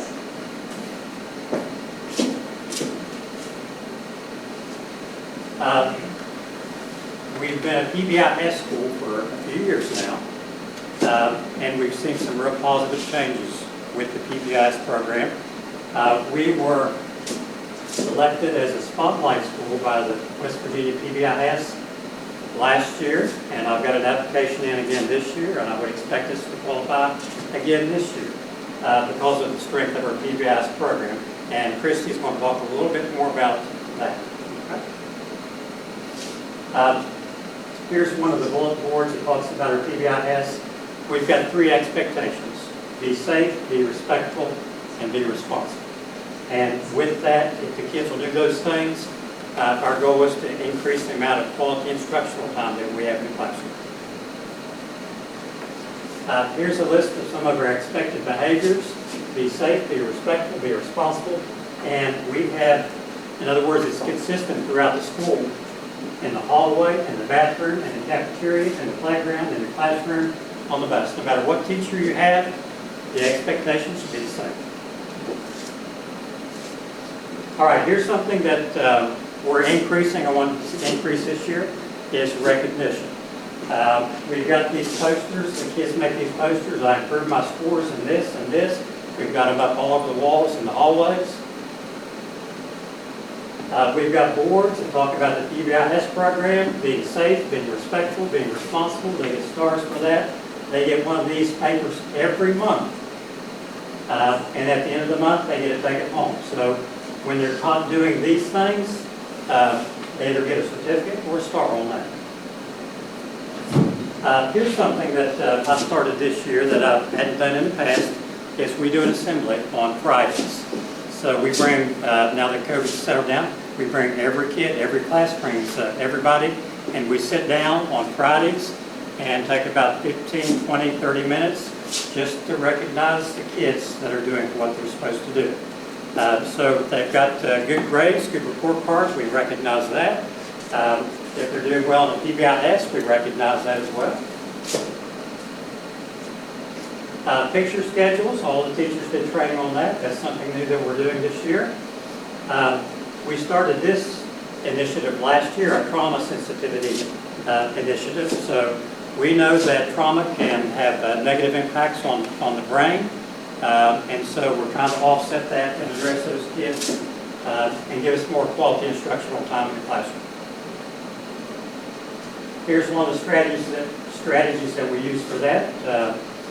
The zones of regulation. Ideally, we want to be in the green zone when we're happy, focused, calm, and proud. And when we're in one of these other zones, we're not learning the things that we need to learn as efficiently. So if we can spend as much time as possible in this zone, then we'll do the best that we can. Collaborative problem solving, that's a new initiative this year. We had the training by Dr. Stuart Adborn, I believe. This is working with kids. Instead of punishment, we're working on skills. When kids aren't doing what they're supposed to, we make the assumption that they simply lack the skills, and so we work on the skills. All right, so that's everything that I have. Are there any questions for me?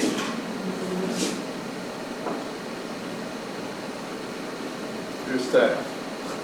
Do you have any subs, full-time subs, or I do. I have one in 4th grade. I have one? Yes, we've had a sub in 4th grade all year. Yes, we've had the same one for it's a long-term position, so he's been there. Sir, are they certified? No.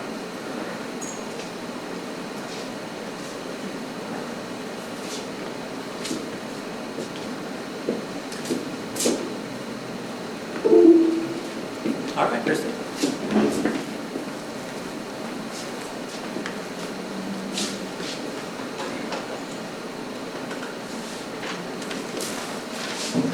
Well, I'm really excited to be here, and I'm excited to be standing up now.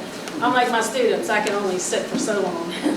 So I'm happy to talk to you about this, and I've been thinking about it for days, but I love data. I love data collection and analyzing the data and behavior. And Mr. Marsh is the data king, and so he has a great system for us with our data, with academics, first and foremost, but also with behavior.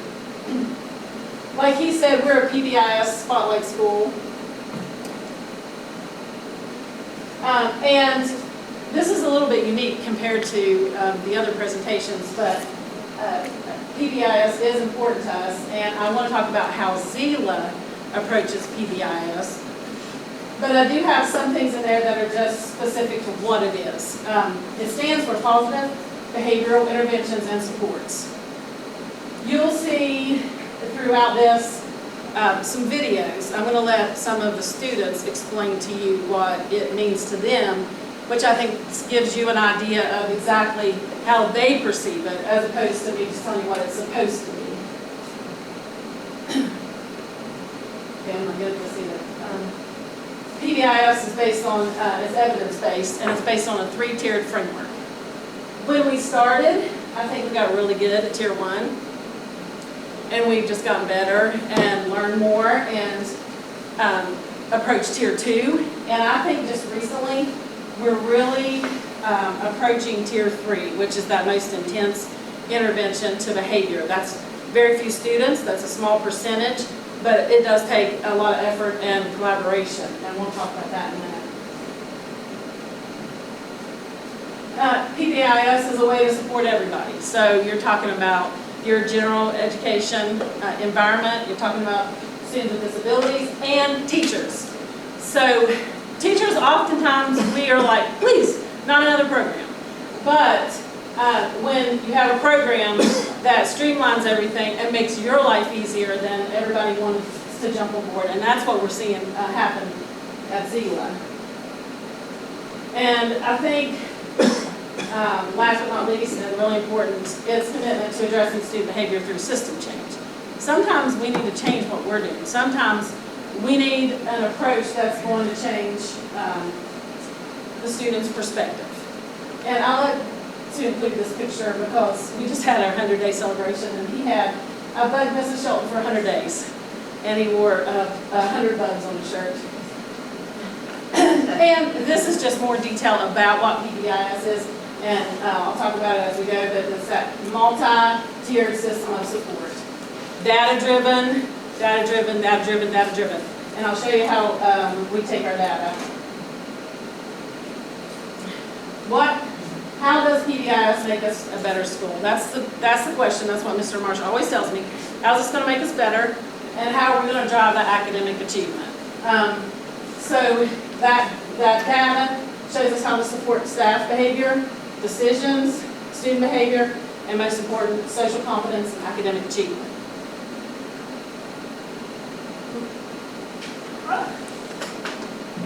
Can we go back? Okay. So one of the most important parts is this three-tier model. My friends at PBIS, Jim Fletcher and Marla Hornsby, say that this is vital. You have to address everyone and your school-wide classroom expectations. Then you get to tier 2, where you're addressing some, because some of those students may not have the maturity, may not have the skills. Most of the time, those are the two things that we're addressing. I mean, sometimes it's malicious, but most of the time it's not. Most of the time, we're working on the maturity or teaching them those skills. And then in tier 3, it's intensive. One of the things that is extremely positive about having to go to tier 2 is it increases the intensity of how we are teaching, explicitly teaching our expectations. It increases our communication with parents, which is always positive. Well, if the goal is for it to be positive. If parents know what our goal is, if parents know what we're doing with their students and we can get them to collaborate with us, then we see improvement.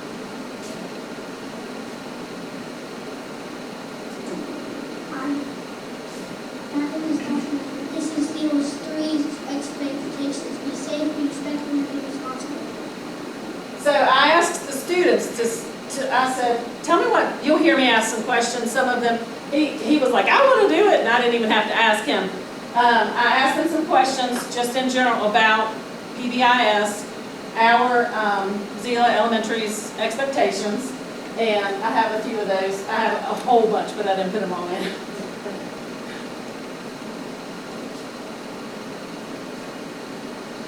Hi, my name is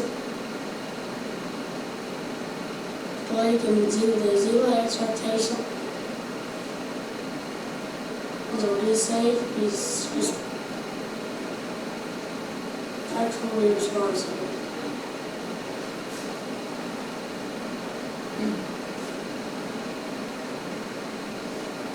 So when we have our PBIS meetings, and a lot of schools do PBIS, and so this will be familiar to you, but we use TIPS, a team-initiated problem-solving form, and I brought these if anybody wants to look at them. It looks overwhelming at first. That's the front page, and there's a second page, and there's a lot to this form. But after we got experience with using these, I personally love them. They're phenomenal. And when I was looking through it, everything that we put as a precise problem, our goal and solution, and then did we identify this with fidelity? Did we have an outcome? We have addressed so far this year has had a positive outcome, and I'll share some of these with you. One of them, when we started school, we needed to connect the values of be safe, be respectful, be responsible to the students. I mean, we could just be saying, be safe, be respectful, be responsible. But they needed to see it, they needed to be reminded when they are, when they have a behavior that's being safe. Hey, I think that's a great job that you held the door and you didn't run in front of your friend. You're being safe. Thank you. And so we had some goals. Amber Lemon, Mrs. Amber Lemon, who's the counselor at our school, and probably several others. She's phenomenal. I brought, the only thing I hope that I read to you is something that she wrote. She will make lessons specific to the behaviors that we're seeing, and then she'll go into the classrooms and teach what's appropriate behavior, what's appropriate tone of voice, those kind of things. We addressed, we had an increase in referrals on the bus. So one of our goals was, let's invite the bus drivers to use PBIS principles.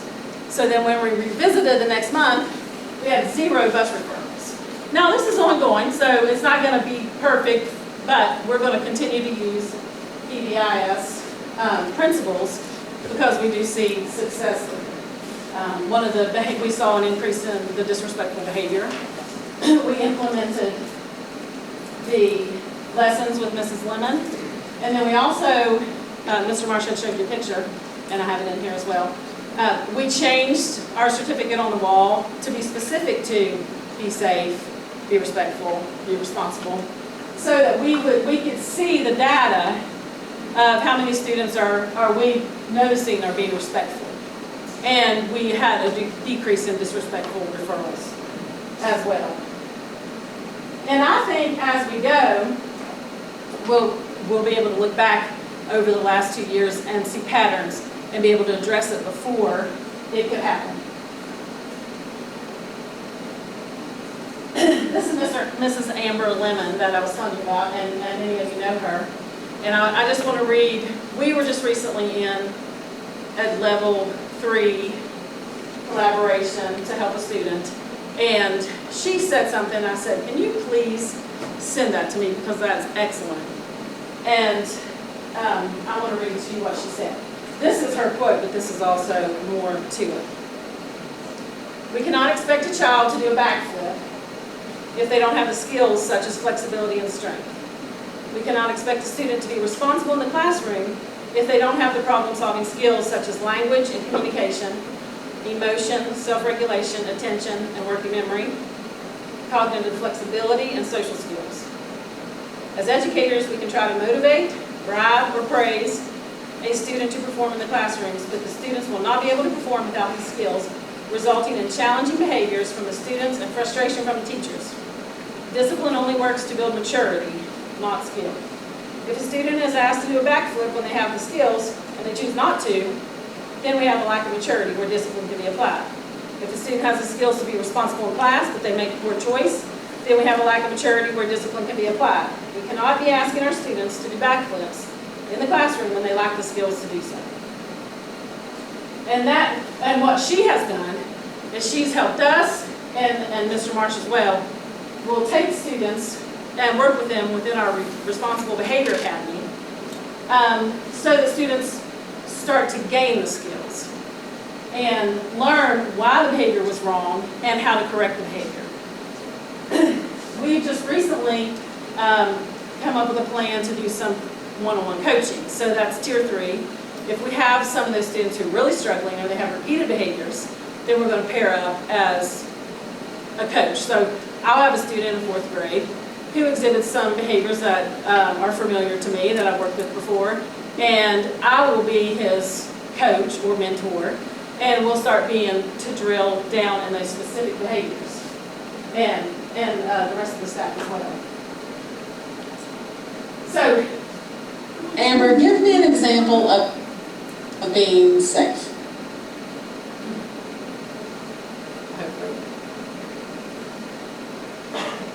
Don't throw balls at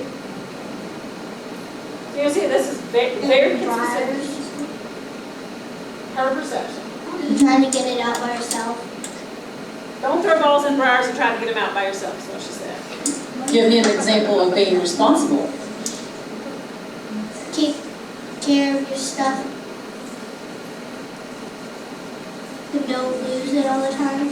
And give me an example of being respectful. Don't mess up someone's. I think she says, don't mess up someone's Hard work. hard work. I have another.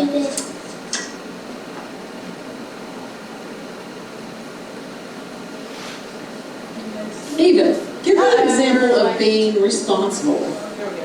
Do your work every day and do not recorrect the teacher. Not recorrect the teacher. Give me an example of being respectful. Don't interrupt the teachers and do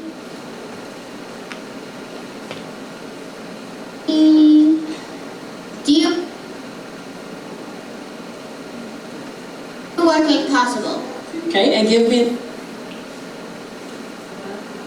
an example of being safe.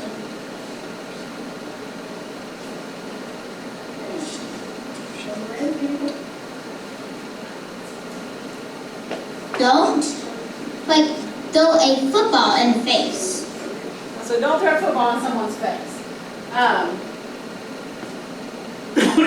All throughout the school, you'll see visuals that support our PBIS model.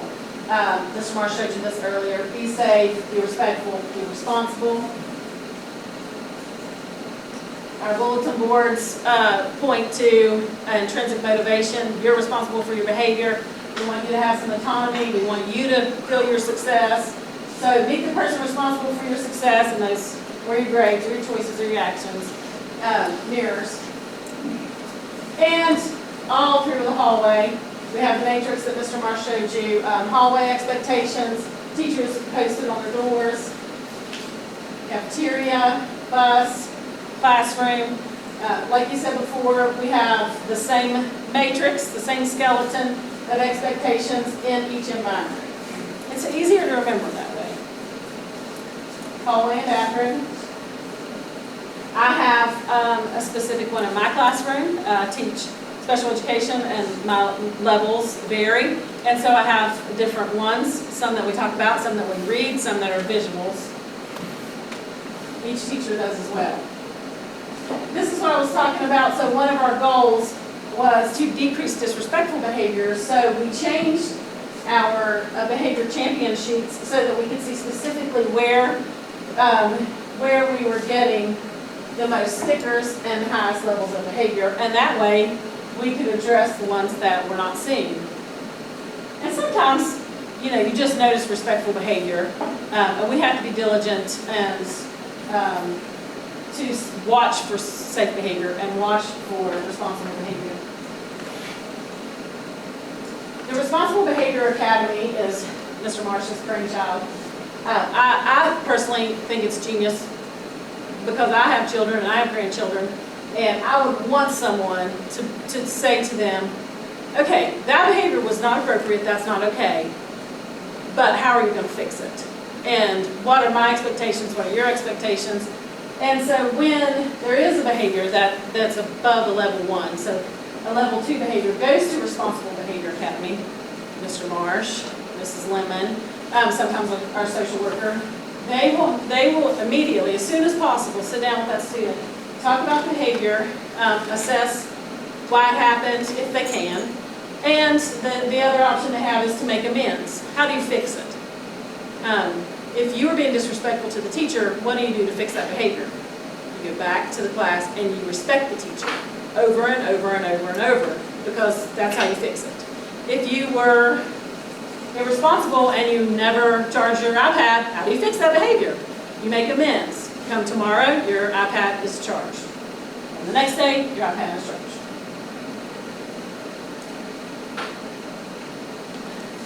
What is an RBA?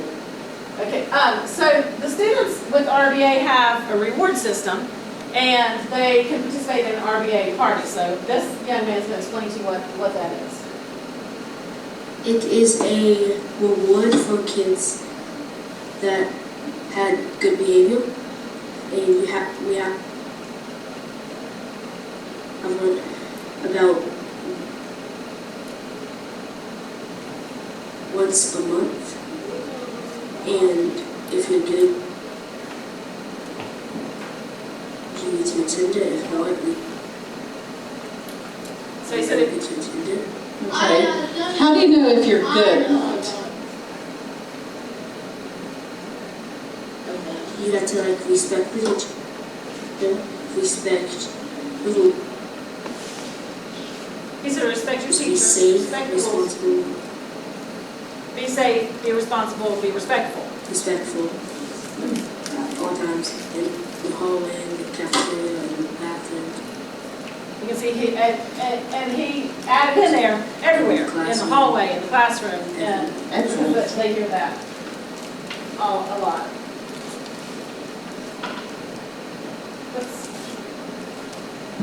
What does it mean to make amends? If you go do the opposite of what's up. So she said, if you go do the And opposite. give me some example of RBA parties that you've attended. So we've got a couple Painting of rocks, ways to fix this. movies, ice cream, RBI, Okay, so they're not playing very well, so on the last slide, she said, do the opposite. So if you're, like I said earlier, if your behavior is disrespectful, then you go back and you be respectful. You do the opposite of that behavior. You have to understand it. And then I asked them, what kind of RBA parties have you attended? Thank you. Give me some examples of RBA parties that you've attended. painting rocks, movies, and ice cream. Party, movie Impossible to Ivy, a party, and walks, LBA, arts and crafts, and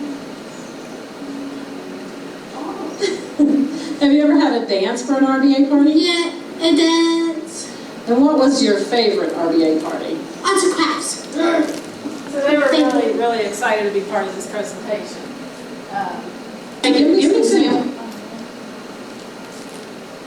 So, in a nutshell, that's PBIS at Seal Elementary.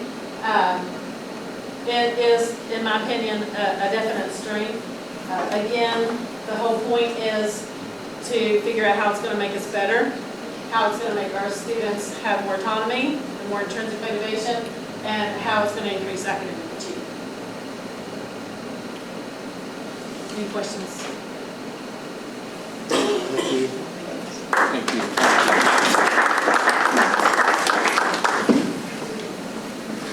One thing, you have a schedule on here. Does everybody follow the same schedule? All the different classes follow the same schedule as the exemplary schedule you have on here? Yes, they all have the. What's the iPad choice? It runs from 1:30 to 2. Oh, no, each class has a different class schedule. We do share an intervention schedule, but that's the same for everybody. In other words, each class has its own assigned time. So each class has its own individual, does have its own individual schedule on that. So what did you say, iPad? iPad choice. Is that first grade? First grade? First grade? It doesn't give a grade, it just shows. I know first grade does Smarty Ants. It's the elementary schedule. During the 1:30 to 2. Yeah, there's typically, they often have, that's first grade. So, yeah, now, that doesn't mean they just get on like that. There are specific choices like IXL or like Smarty Ants. So there's a handful that they can pick from, and they're all designed. Yeah, we don't. Absolutely.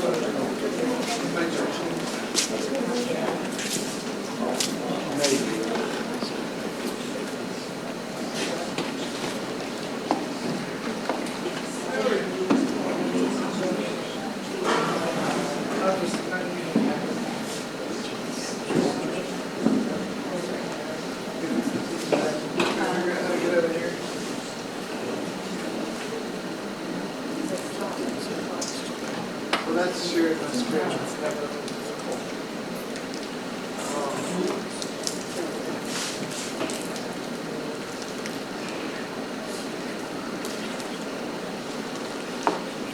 Give me some examples of RBA. Thank you. Give me some examples of our.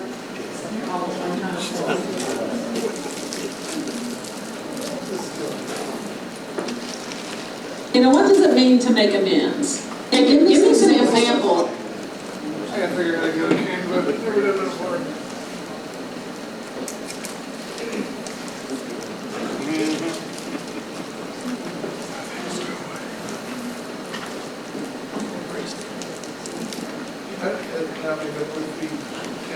Oh, that's great. But I want to try. TV. I think it is.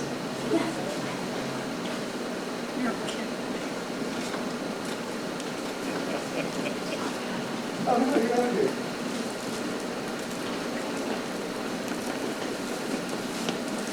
Oh my gosh.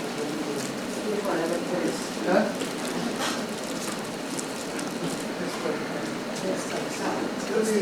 It's gonna be the network card. Technical glitches, you gotta let them know to. I was trying to figure out. Really, that's an extra fun. It's gotta be TV.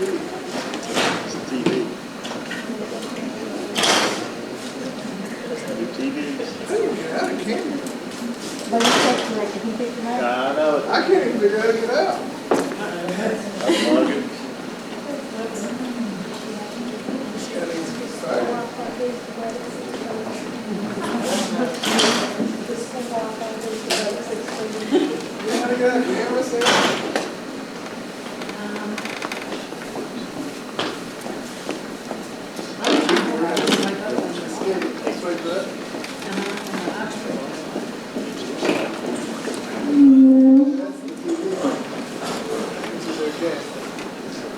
Let's stop sharing the bill. We can do, you gotta close this. I know you gotta close that then. Wow, that's good. See what I'm going at.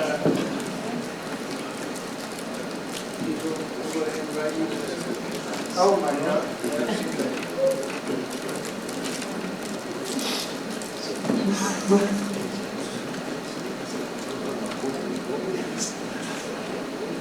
Beautiful. Are you yelling?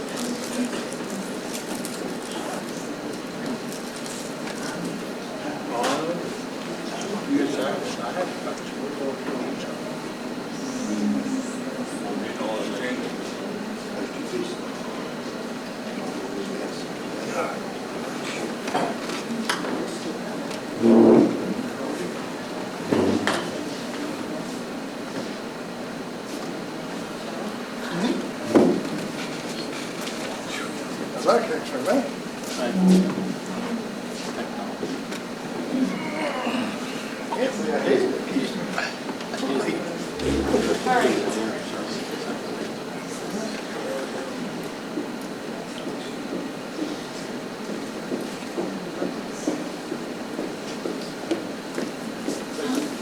Are you going to play a video? Oh, thank God. It's a different way it would work. No videos, and I do have a couple slides that I'll probably skip through. You guys did get this presentation in a Word document. I do have a teacher that's a genius with some graphic stuff, so she put it in a Canva presentation for me. So I'm going to work my way through this, if I can. Okay, October enrollment, we went down a few students since the beginning of the year. We're currently running about 75 students. We've gained some, lost some since the beginning. Lost a few to homeschool, but we've had some come back in.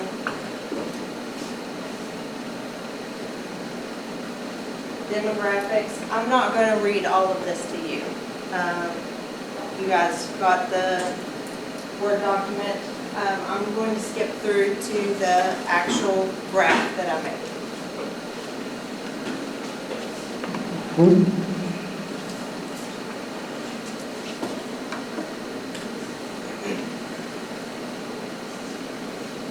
So, SATs, if you look percentages-wise, 5th grade, 0 in SAT process, which you would hope that they're all out of SAT and have qualified.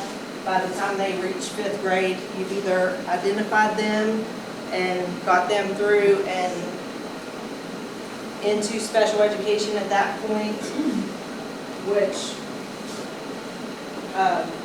has been the case in our 5th grade class. 0 have SATs. We have 3 with IEPs. Our 3rd grade class is running pretty high with SATs. I've got some enrichment SATs going. I've got some lower SATs going. So my 3rd grade's kind of split right in half. It's an odd group.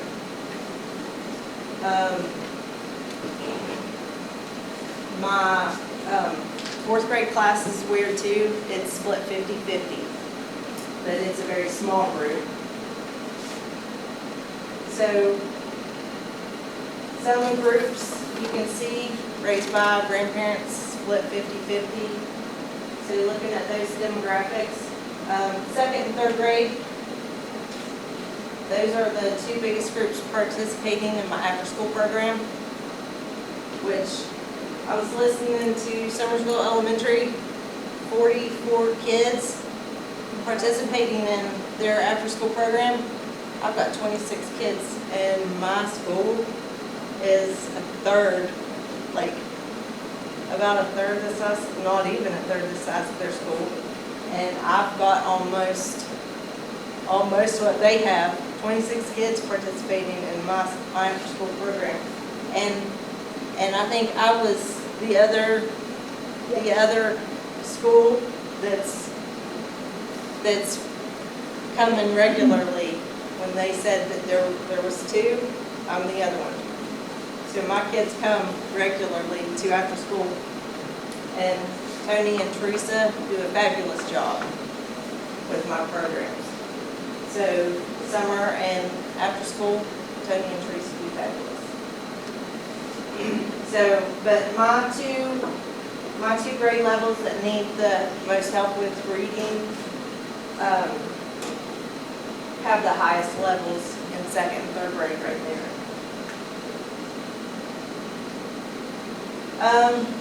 My attendance, I have the attendance, I have the individual going on with the class stuff. We have the attendance being spelled out in the classroom, and then we have the weekly things being passed out. Every week it's announced who the class winner is. We have Birch River Bear, he goes from class to class. And then teachers recognize their classes. They spell out attendance, and they recognize the kids, do a little something to celebrate when every kid's there from bell to bell. But they get field trips every time for 9 weeks. They have to miss 2 or less days and no more than 2 tardies for a 9 weeks to qualify.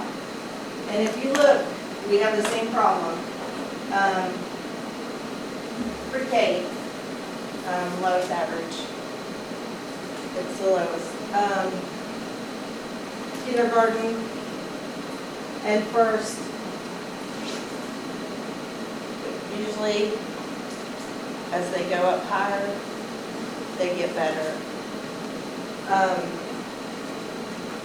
Third, I've seen an increase. That field trip works for them.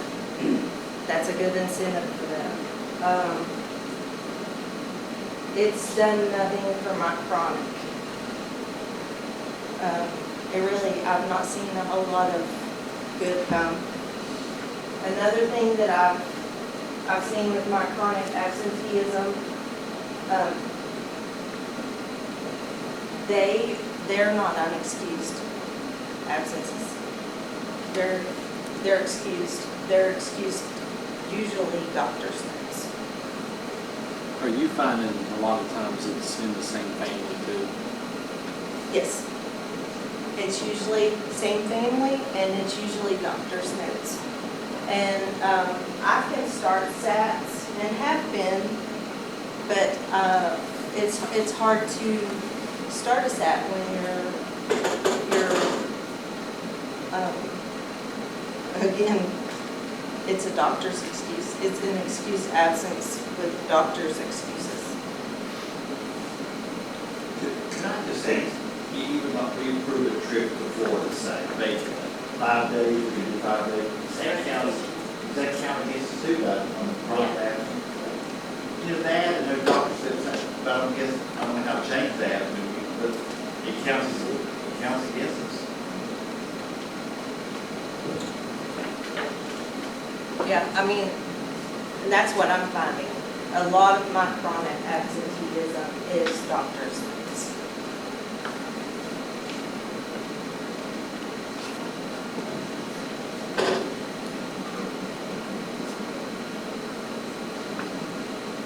Academic celebrations. And I call it celebrations because I believe we have a lot to celebrate. Goals. I sent you a copy of my strategic plan. I did not go over and put all of my strategic plan action steps and goals. I have in the past. I didn't put it in here. But I did send you a copy. Our schedule, our 2-hour schedule, our hour-and-a-half schedule for math and ELA, our interventions, the way we broke things up, our win block. All of that was our focus. Foundational reading skills. It's all in there. If you want to ask me anything about it, I will tell you. I will break it down. I know it from one side to the other, I promise you. But I wanted to highlight what putting that into action has done throughout the year. So our win block has been by far the biggest success for us this year. It was an enrichment intervention block that was for the whole school. This was our IXL beginning of the year snapshot. I did not break this apart into ELA and math review. This is whole school. This is the beginning of the year. This is the middle of the year, and you can see where it's changed. Now you're getting ready to see a whole lot of data that's broke down by student, and it's by grade level, and it's a lot.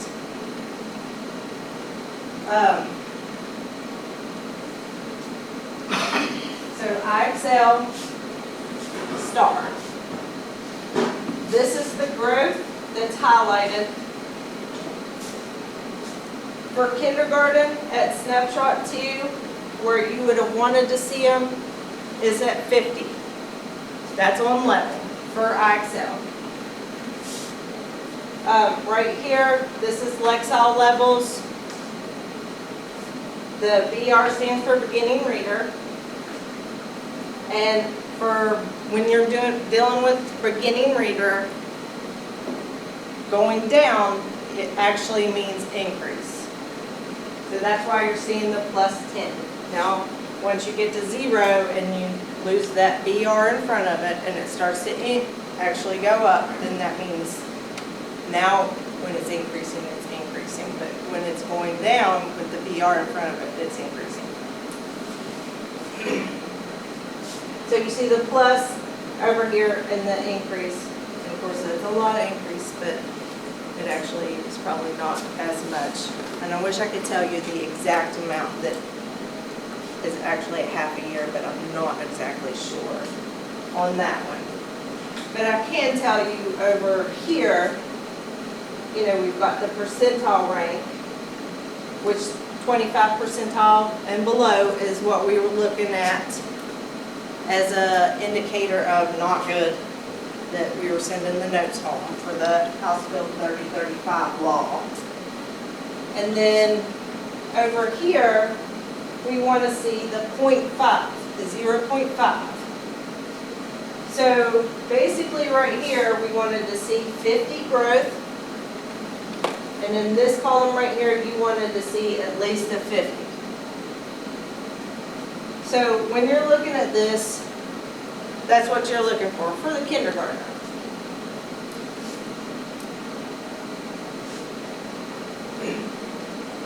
So you guys have those. I'm going to move on.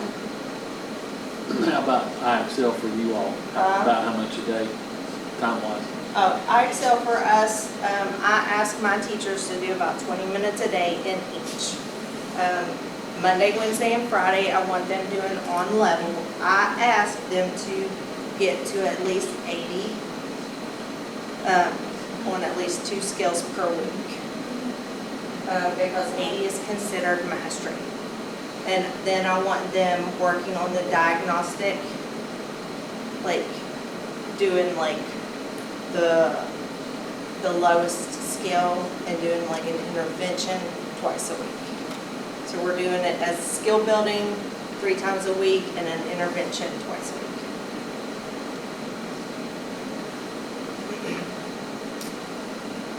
So first grade, we want them at a 150 here. We still want the at least 50 growth here. 50 is what we would be a half a year. And then you still want 50 here. You still want the at least above, I mean, you don't want the 25 percentile right here. But that's for the snapshot on IXL. You want the grade level. Do you guys know how IXL's grade banded? Has anybody told you how they do the IXL?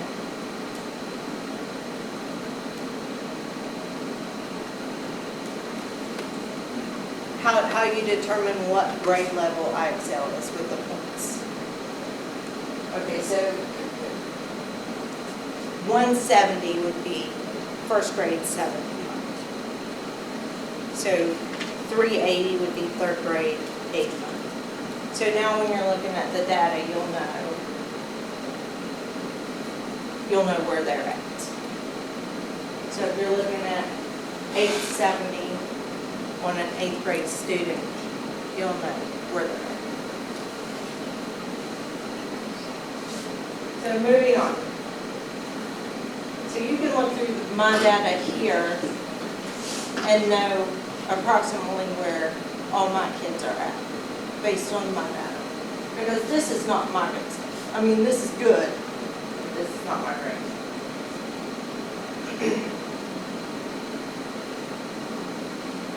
So this is what I really wanted to go over because my focus was foundational reading skills. We had the math focus, which was our, sorry, I'm drawing a blank. it was our number fluency and our math talks. We wanted to make sure that we were building those math skills and doing number talks in the classroom because basically our school needed to make sure we were hitting those foundational reading skills because we had gaps and they were big gaps and we needed to fill those gaps. And we determined that if we filled those gaps and made sure that we got them caught up and we built in those reading gaps and the math, the number sense, and the number facts, then we would get them where we needed to be. Slowly but surely. So that was our whole goal this year, was to fill those gaps. So looking at our kindergarten IXL, class average, 35 in ELA, in math, 30. So that's where our IXL growth told us that we went. Then looking at our STAR, that we don't have, it doesn't do the math. Our grade equivalent growth for STAR. Now if you know anything about STAR versus IXL, STAR is a little bit more rigid of assessment when it comes to the younger grade levels than IXL. If you look at just about all of the schools, kindergarten and first, all green. But the STAR's not going to show all green on kindergarten. You're going to see some red and some yellow, but it's not going to show all green on kindergarten. 35 ELA, 1.1 grade equivalent average growth. That's an average growth. That's 1 year's growth in kindergarten, according to my STAR, okay? So that's a good start. All right, first grade. Average growth in math, 44 in IXL. Average growth in ELA, 30 in IXL. First grade, 0.7 growth in STAR. ELA, 1.1. I'm starting to see a pattern. Let's keep going.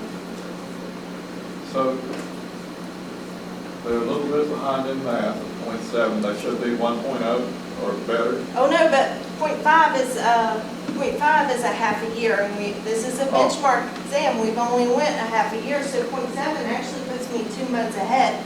So I'm right on track. Okay. I'm actually 2 months ahead, so I'm actually doing pretty good in that first grade class.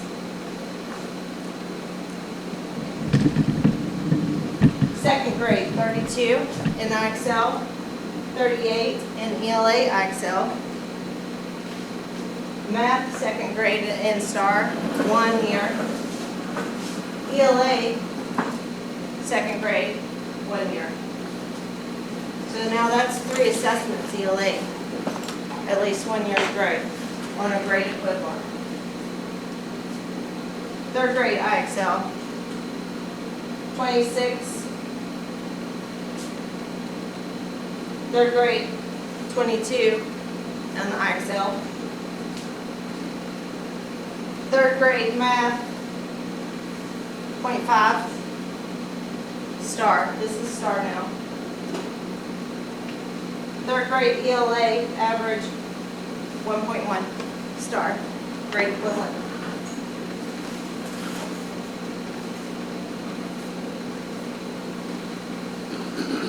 Fourth grade, IXL, 28 in math. Fourth grade, 73 in ELA. Kudos to that teacher on the way she's using her IXL. And she's going to be doing some lessons to the rest of my teachers on how she's using IXL. Because she's the same teacher using my 5th grade IXL. So she's definitely doing some lessons to my teachers. 4th grade, 0.6 math. ELA, 1.1. 5th grade math, 49. This is IXL. IXL, ELA, 89. 5th grade math, STAR, 1.5. And ELA, 1.1. So, every single class has shown at least a year's growth. That's because my goals that we set out with, my win groups, what we've chosen to do with that enrichment block, 45 minutes, our focus, that's worked.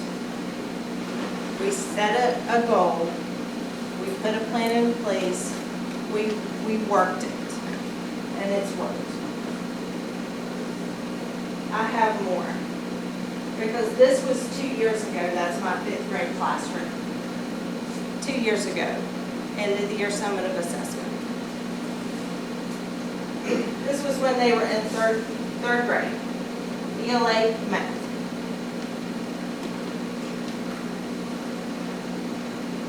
Okay. This was 4th and 5th grade.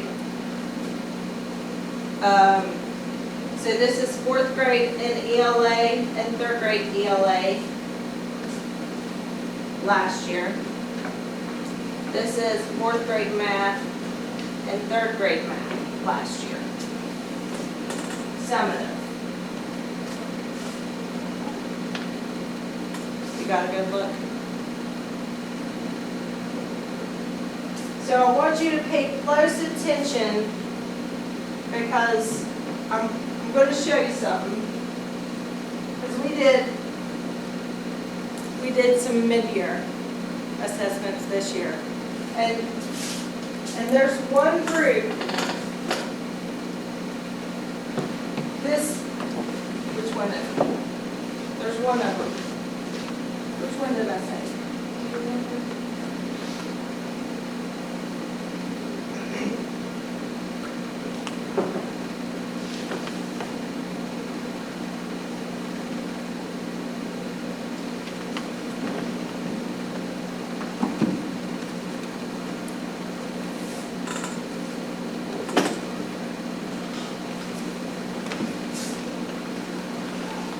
So this group right here,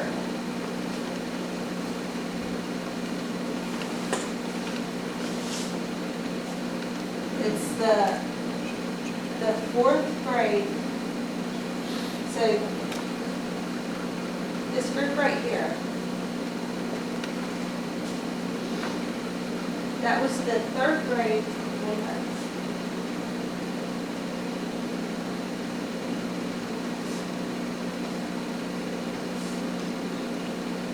This 3rd grade ELA last year. No blue. Huh? No blue. That was 3rd grade. And then when they bump up, yeah. Huh? Yeah, it's a lot better.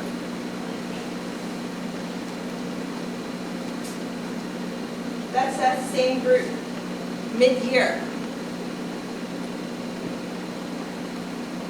Those kids, is it the same exact kids or does it vary a little bit? There's one kid that's not assessed, but it's one of my higher kids. So, like, that score will actually be better. So, like, our current 3rd grade right now, like, that's got some work. But I mean, look at our current scores mid-year compared to last year's end of the year.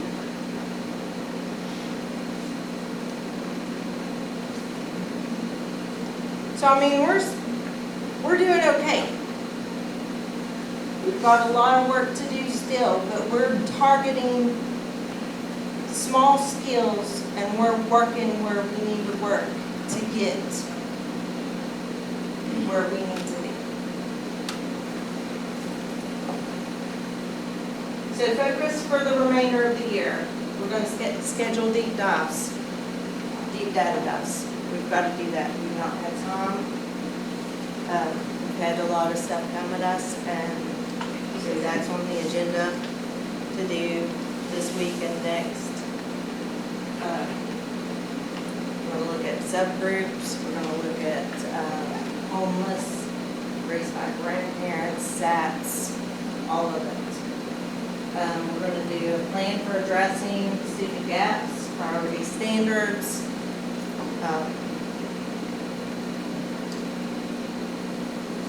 We're going to review our strategic plan.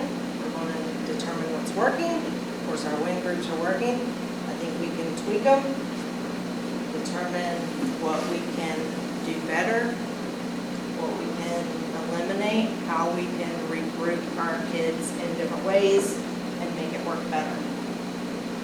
Update our goals for next year, keep our strategies and action steps that are working, eliminate what's not.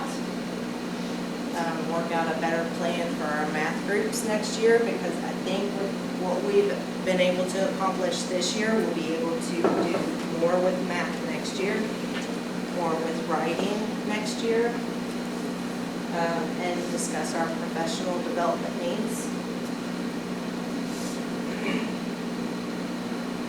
Data practices for school leaders. Like, this is kind of the way we're going to do our data. And one way I'm going to address practices within the school next year is I'm going to work on more of a standards-based approach.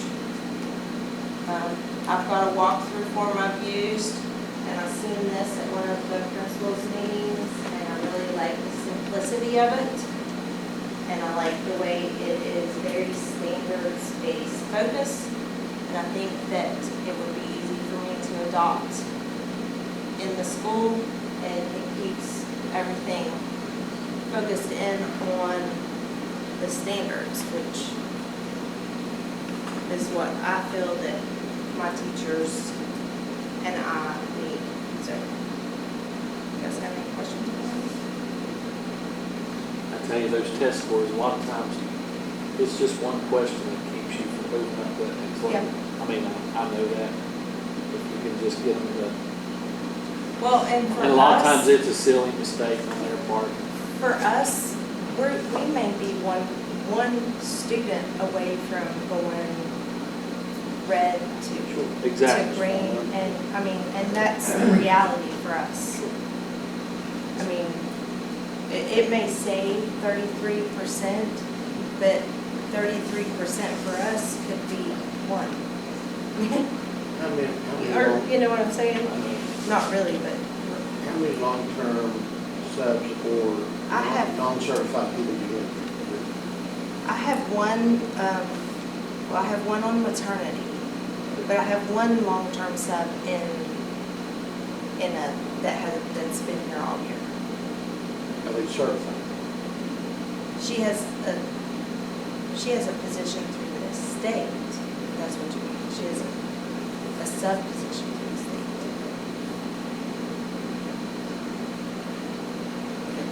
She has a teaching certificate through the state. We were at a board training over the weekend, Friday and Saturday, and there were 1,700 or 800 positions in the state. 1,700 something that are. That's why we're asking this question. Charlie and I talk about it all the time, but then they'll only understand the job of my money. So we're just going to talk about each individual school, we're trying to find out. Yeah.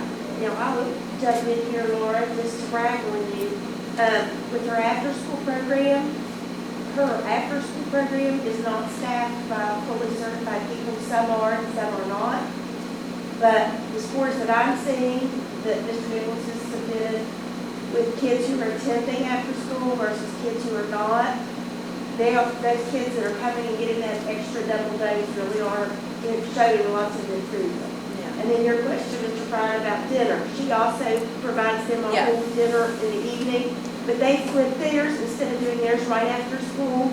They're doing it right before the kids go home. Yeah.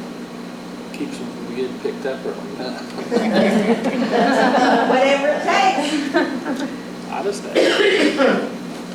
Well, Laura, your winter's obviously working. If you've got 1.1 years growth and we're halfway through the year, you're killing us. Yeah, that's the average growth in every class, and that can't be. In every single class, you cannot tell me that that is a coincidence. That is most definitely due to my groups. Well, and hopefully we get all these kids back on track after this COVID mess that we went through. Yeah, I mean, and I've seen kids, and I can't say them by name, but we've seen kids that have grown tremendously in our reading groups at leaps and bounds that we've not seen move.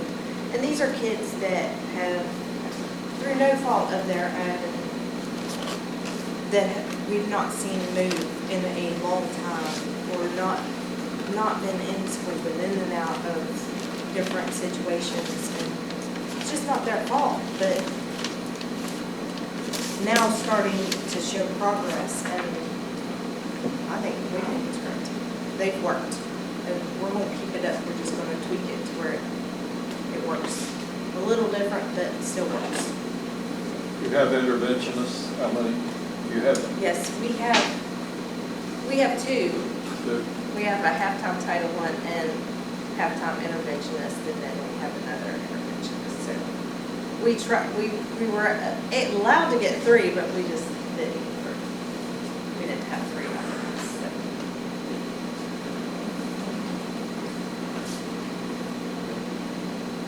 Thank you. Thank you.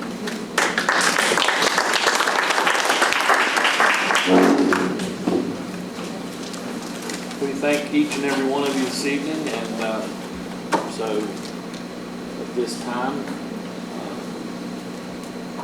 remember we have a work session Thursday at 2 o'clock at the Career and Technical Center. So at this time, do we have a motion to adjourn?